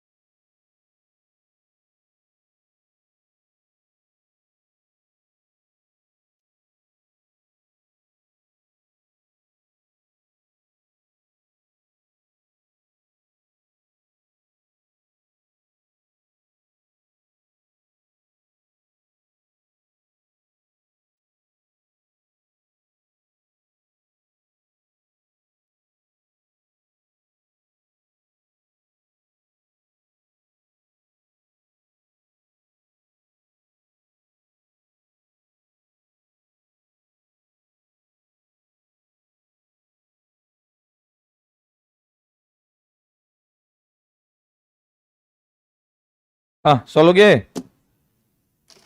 चलो मैं बात कर देता हूँ। कैलकुलेशन ज़्यादा होगा नहीं क्योंकि कुछ एक्सटर्नल तो है नहीं, इनपुट सिग्नल 0 है। आपके पास टर्मिनल करंट दिया और मैं आउटपुट पूछा हूँ यार। अगर मैं मानता हूं कि मेरे को कुछ भी नहीं पता है तो भी चारों क्वेश्चन सॉल्व किए जा सकते हैं, मतलब विदाउट रेफरेंस। जैसे बोला पीछे जाने की जरूरत नहीं है, रेफरेंस से तो एक अलग बात है, विदाउट रेफरेंस भी। पहला चीज मैं बात करता हूं कि देखो आपके पास ये फिगर है और इनपुट ग्राउंडेड, इनपुट क्या है ग्राउंडेड, तो जो आउटपुट वोल्टेज एग्जिस्ट करेगा because of the terminal current exist करेगा।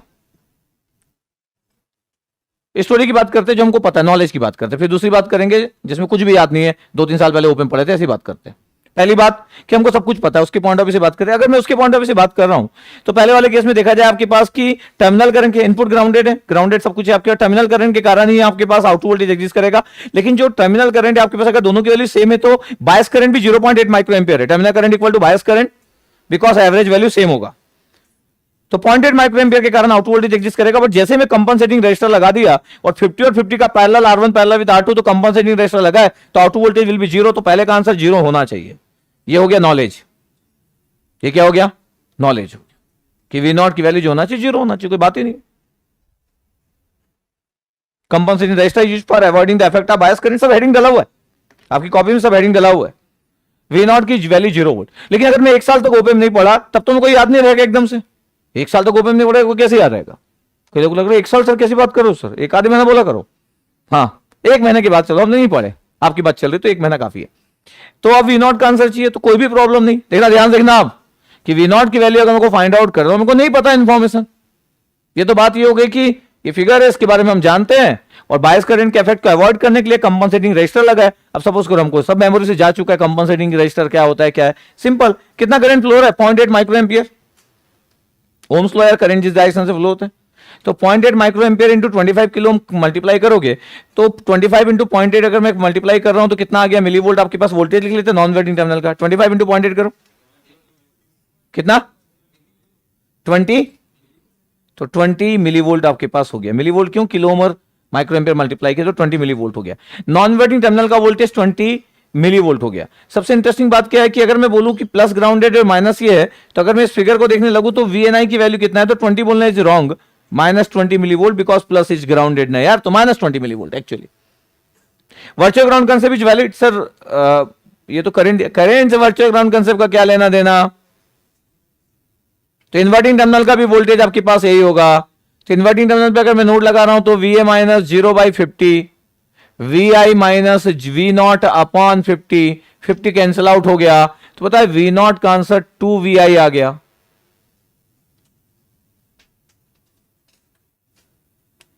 प्लस एक चीज बच गई थी, सॉरी, ये लगा 1, ये 2 और ये कितना 0.8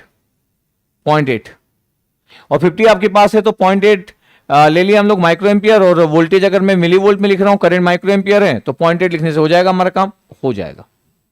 इसका मतलब है कि वोल्टेज सब मिली वोल्ट में, करंट सब माइक्रो एम्पियर में है और रेजिस्टेंस सब किलो ओम में, मतलब ये यूनिट है वो मेरा, क्या हुआ यूनिट, किलो ओम पहला, माइक्रो एम्पियर दूसरा और मिली वोल्ट। तो हर चीज मिली वोल्ट में वोल्टेज और हर करंट माइक्रो एम्पियर और हर रेजिस्टेंस किलो डायमेंशन।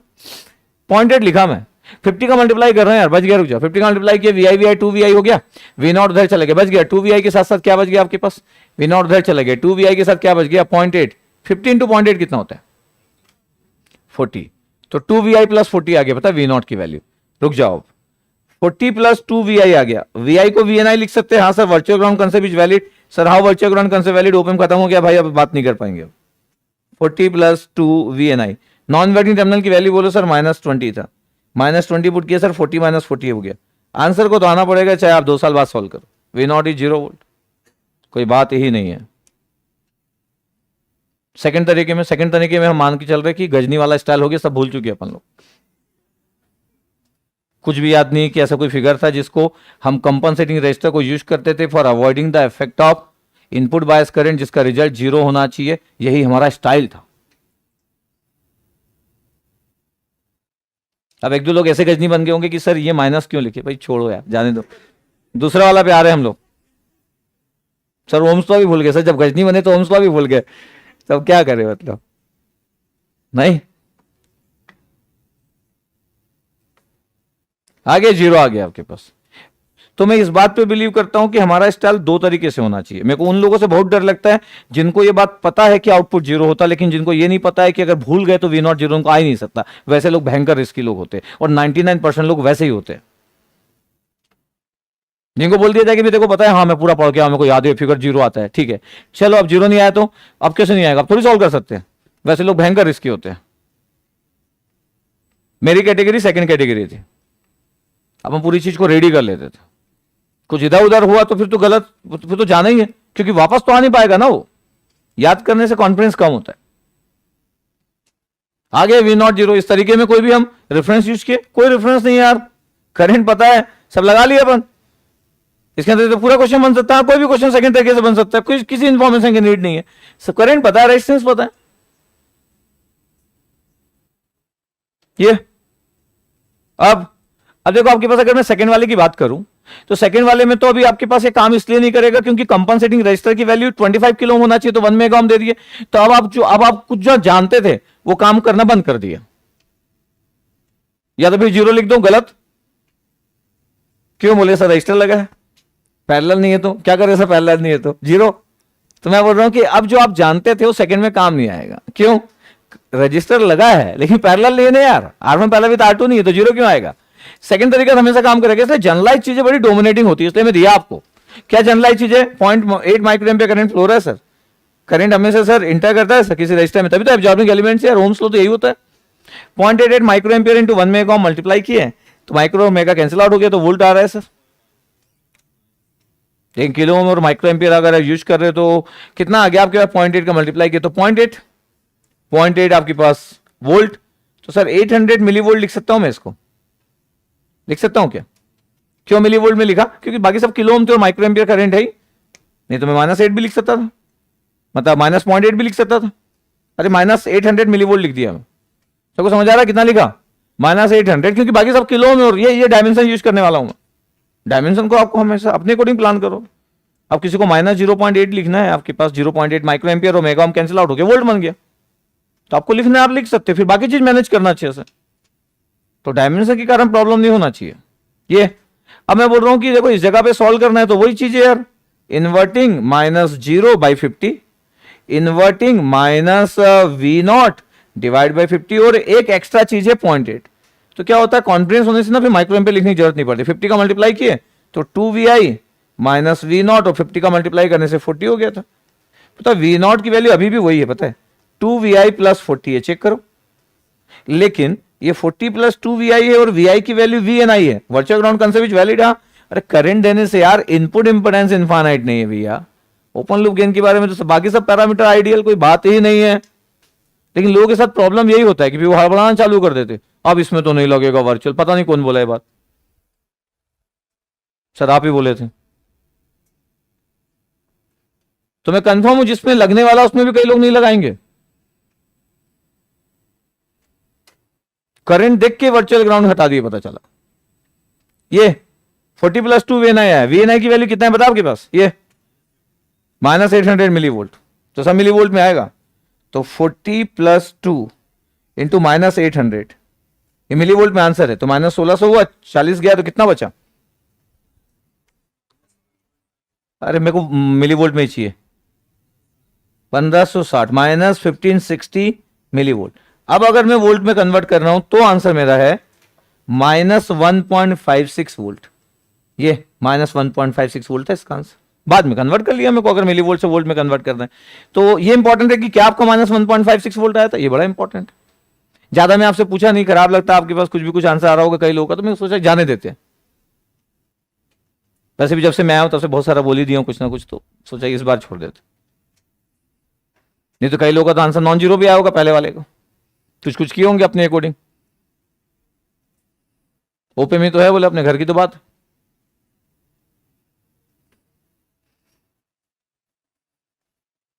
तो कई लोगों का चारों आंसर आए होंगे लेकिन चारों एक भी मैच नहीं कर रहा होगा, तो छोड़ दिया अपन। -1.56 वोल्ट, देखो ध्यान से देखो आपके पास, मैं इसलिए भी क्वेश्चन लिया, एक तो डायमेंशन का आपको एक स्मार्ट स्टूडेंट बनना है, मैं बोलता हूं कि हमेशा एक स्मार्ट स्टूडेंट बनना तो इंपॉर्टेंट है, यकीन मानिए आपका गेट में रैंक नहीं आएगा तो भी आप बहुत अच्छी जिंदगी जीने वाले हो, तो अपने स्मार्टनेस पे काम करो यार। -1.56 वोल्ट, थर्ड वाले पे आ जाते हैं हम, थर्ड वाले पे सर दोनों टर्मिनल करंट अलग अलग है, हाँ दोनों टर्मिनल करंट अलग अलग है। आपके पास पता है मैं इस वाले को जब ये भी आपके कॉपी में है, लेकिन वहां पे जाने की नीड नहीं है।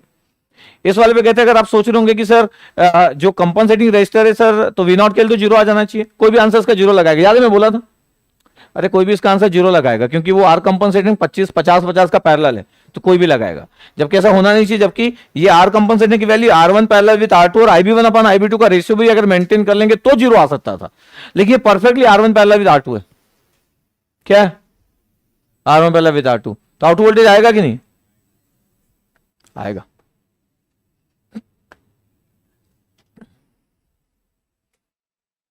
और अब तो ऑफसेट भी आ गया, अगर ध्यान से बोला जाए तो अब तो ऑफसेट भी आ गया नहीं यार, अब तो दोनों करंट के बीच में डिफरेंस भी है, तो ऑफसेट करंट भी आ गया। और आपको कुछ भी याद नहीं तो भी कुछ घबराने की जरूरत नहीं है। क्या sir Ohm's law plus minus लगाओ यार, ओम्स लॉ लगाओ। 0.9 इंटू 25 कितना होता है माइक्रो एम्पियर, मिलीवोल्ट में बता दो कितना? 22.5 मिलीवोल्ट लिखो ऐसा मस्त, सही है, हो गया एक काम। वर्चुअल ग्राउंड कंसेप्ट ये बिंदासे से लिखा करो यार, ओपन लूप गेन इनफाइनाइट, ये सब दिया नहीं था, सब थोड़ी देंगे भाई।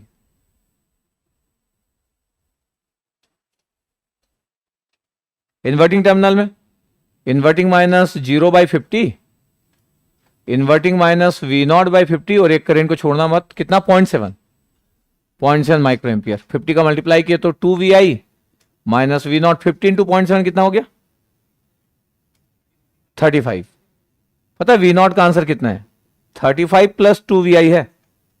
हाँ V0 का आंसर, VI की वैल्यू कितना है VNI, तो V0 की वैल्यू है 35 प्लस 2 VNI।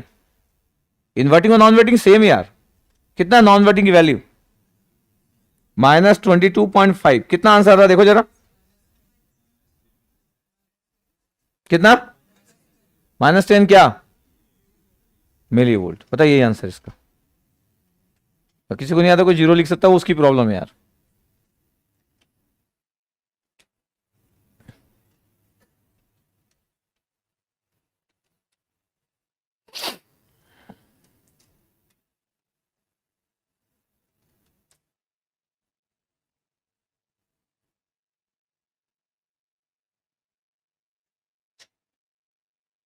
अब अगर मैं रिजल्ट की बात करता, मैं इस जगह पे बात नहीं करना चाहता हूं, तो मैं बोल देता रिजल्ट की वैल्यू आपको पता है, इस समय बताया था कि IOS इंटू R2 है, और IOS की वैल्यू IB1 माइनस IB2 था, जो हमारा डेरिवेशन था। R2 है, IB1 की वैल्यू 0.7 और 0.9, तो माइनस 0.2 माइक्रो एम्पियर हो गया। R2 की वैल्यू 50 किलो ओम हो गया, तो 50 इंटू 10⁻³ हो गया। 50 इंटू 0.2 का मल्टीप्लाई किए तो कितना आपके पास आ गया 10 आ गया, तो -10 मिली वोल्ट ऐसा लिख देता। लेकिन ये अजीबोगरीब बात है कि इसको 1-2 दिन 4 दिन तक कोई कितना याद रख पाएगा। ऊपर से कोई ये भी ध्यान नहीं दे सकता कि ये वैल्यू नेगेटिव आ रहा होगा, कोई ज़्यादा में से कम वैल्यू को माइनस करने पे बिलीव भी करता है। तो आपकी कॉपी में जो डेरिवेशन है, हमारे कॉपी में जो बातें है वो ये लिखी हुई है, तो क्यों इतना प्रेशर बढ़ाए कि हमको ये भी पता होता है? सिंपल यार, ये लिखा हो, आप कॉपी में पलटाओ, लिखा हुआ जाके देख लो। थर्ड वाले में पहला मैं बताया था effect of bias current, second figure बनाया था avoiding the effect of bias current, तो थर्ड फिगर बनाया था effect of input offset current. अगर आप पेज पलटाओगे तो आपको दिखेगा, जाओ पलटाओ ऐसे 1 मिनट के लिए, कॉपी में ढूंढो, देखो कॉपी चेंज हो गई होगी, दूसरी कॉपी देखो,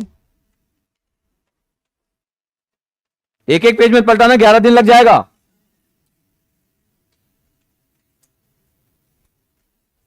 देखो इनपुट ऑफसेट करंट पहली बार जब हेडिंग डाला था आपके, उसका इफेक्ट देखो लिखा होगा। लेकिन मैं नॉर्मली ऐसी चीज को इसलिए अवॉइड करता हूं, सबसे प्रेशर बढ़ता है। आपको कितना ही स्टूडेंट कितनी लाखों चीजों को याद कर ले, यही गलती आप करते हो हर सब्जेक्ट में, इसलिए आप बहुत डरते हो।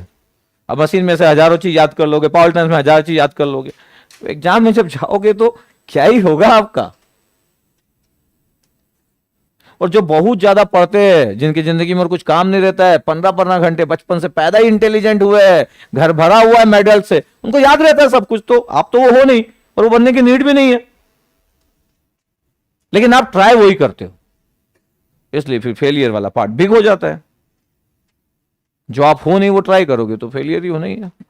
अब लाखों चीज को होल्ड कर लोगे तो बचपन से ही फिर आप टॉपर ही रहते, अपने डिस्ट्रिक्ट के, अपने स्टेट के, घर भरा पड़ा रहता पूरे मेडल से, जहां जाते वही लात लग जाता मेडल्स में। नहीं, वैसा तो हो नहीं, खुद ही आप एक मेडल हो। तो मैं देखो, मैं चाहता हूं कि मेरे को ये पता हो, लेकिन मैं चाहता हूं कि इसके बिना मैं चीजें हैंडल कर सकता हूं कि नहीं, क्योंकि मेरे को अपनी प्रॉब्लम जिंदगी में पता थी, इसलिए मैं ऐसा पढ़ाता हूं। अगर मैं बहुत इंटेलिजेंट होता तो मैं ऐसी बात ही नहीं करता, मैं बोलता देखो अपनी कॉपी देखो ये पता है कि नहीं, फिर आप कॉपी देखते फिर बोलते याद नहीं है सर, फिर मैं बोलता क्या याद नहीं आ रहा तो बताया, फिर मैं लिखता आपके पास। अगर मैं गोल्ड मेडलिस्ट होता अगर मैं और टीचर बनता तो फिर मैं ये लिखता और बोलता है क्या इतना सा सिंपल नहीं बन रहा है करके। मैं कैसे समझ पाता कि आप तो कभी जिंदगी में अप्लाई नहीं कर पाओगे, कितना याद कर पाओगे। तो इसलिए मैं ये बताता हूँ ये अलग चीज है, लेकिन मैं चाहता हूँ कि बेसिक फंडामेंटल चीजें रहे यार, जैसे कि क्वेश्चन सॉल्व नहीं होगा ऐसा क्यों होगा, इसलिए आपको सब कुछ आना चाहिए, डर खत्म होगा इसी तरीके से। मिला कि नहीं मिला अपने को, सबको मिला अपनी कॉपी में, इनपुट ऑफसेट करें कितने लोगों को मिला, देखो इसमें भी पूरे लोगों को नहीं मिला, सही है, चलो कोई बात नहीं। यहां फोर्थ वाला इसमें तो लगेगा नहीं अब, अरे 1 मेगा मैंने पैरेलल है नहीं ना, तो सेकंड और फोर्थ में तो आपको कितना भी रिजल्ट पता अपनी कॉपी ढूंढ डालोगे, समझ रहे हो ना, पेजेस पूरे निकाल लोगे तो भी कोई हेल्प नहीं ले पाओगे सेकंड फोर्थ वाले में। फोर्थ वाले का आंसर कब बनेगा, जिसको सच में आता है, अदरवाइज फोर्थ का आंसर नहीं बन सकता किसी को भी। कितना 0.9 था, 1 मेगा में मल्टीप्लाई किए भाई, है कितना हो गया 900 मिली वोल्ट, ठीक है सही है। बाकी सब फॉर्मेलिटी अपन कर लेते हैं। Sir inverting minus 0/50, inverting minus V0/50 और कितना 0.7 सर, ये लो चलो, तो 2VI माइनस V0 प्लस कितना 35, V0 का answer 2VI plus 35, 2VNI plus 35, virtual ground से इन्वर्टिंग नॉन इन्वर्टिंग के बराबर 2VNI, VNI की वैल्यू माइनस 900 मिलीवोल्ट में आंसर देने का हमारा मन है, तो मिलीवोल्ट में आंसर बोलो माइनस 1765 मिलीवोल्ट, ठीक है। वोल्ट में आंसर ठीक है सही एकदम चारों। अब मजा तब होता अगर आप चारों का आंसर खुद ही दे देते मेरा बिना सॉल्व किए, आपको बहुत ही अच्छा फील होता, आपको भी लगे कि कर लेंगे करके। तो ये सब अपॉर्चुनिटी होती है अपने आप को कॉन्फिडेंस देने की।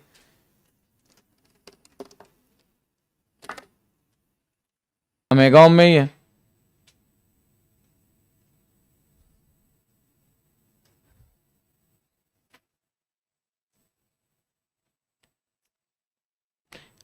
अरे कैमरा को चेंज करते रहा करो भाई, कोई है क्या उधर?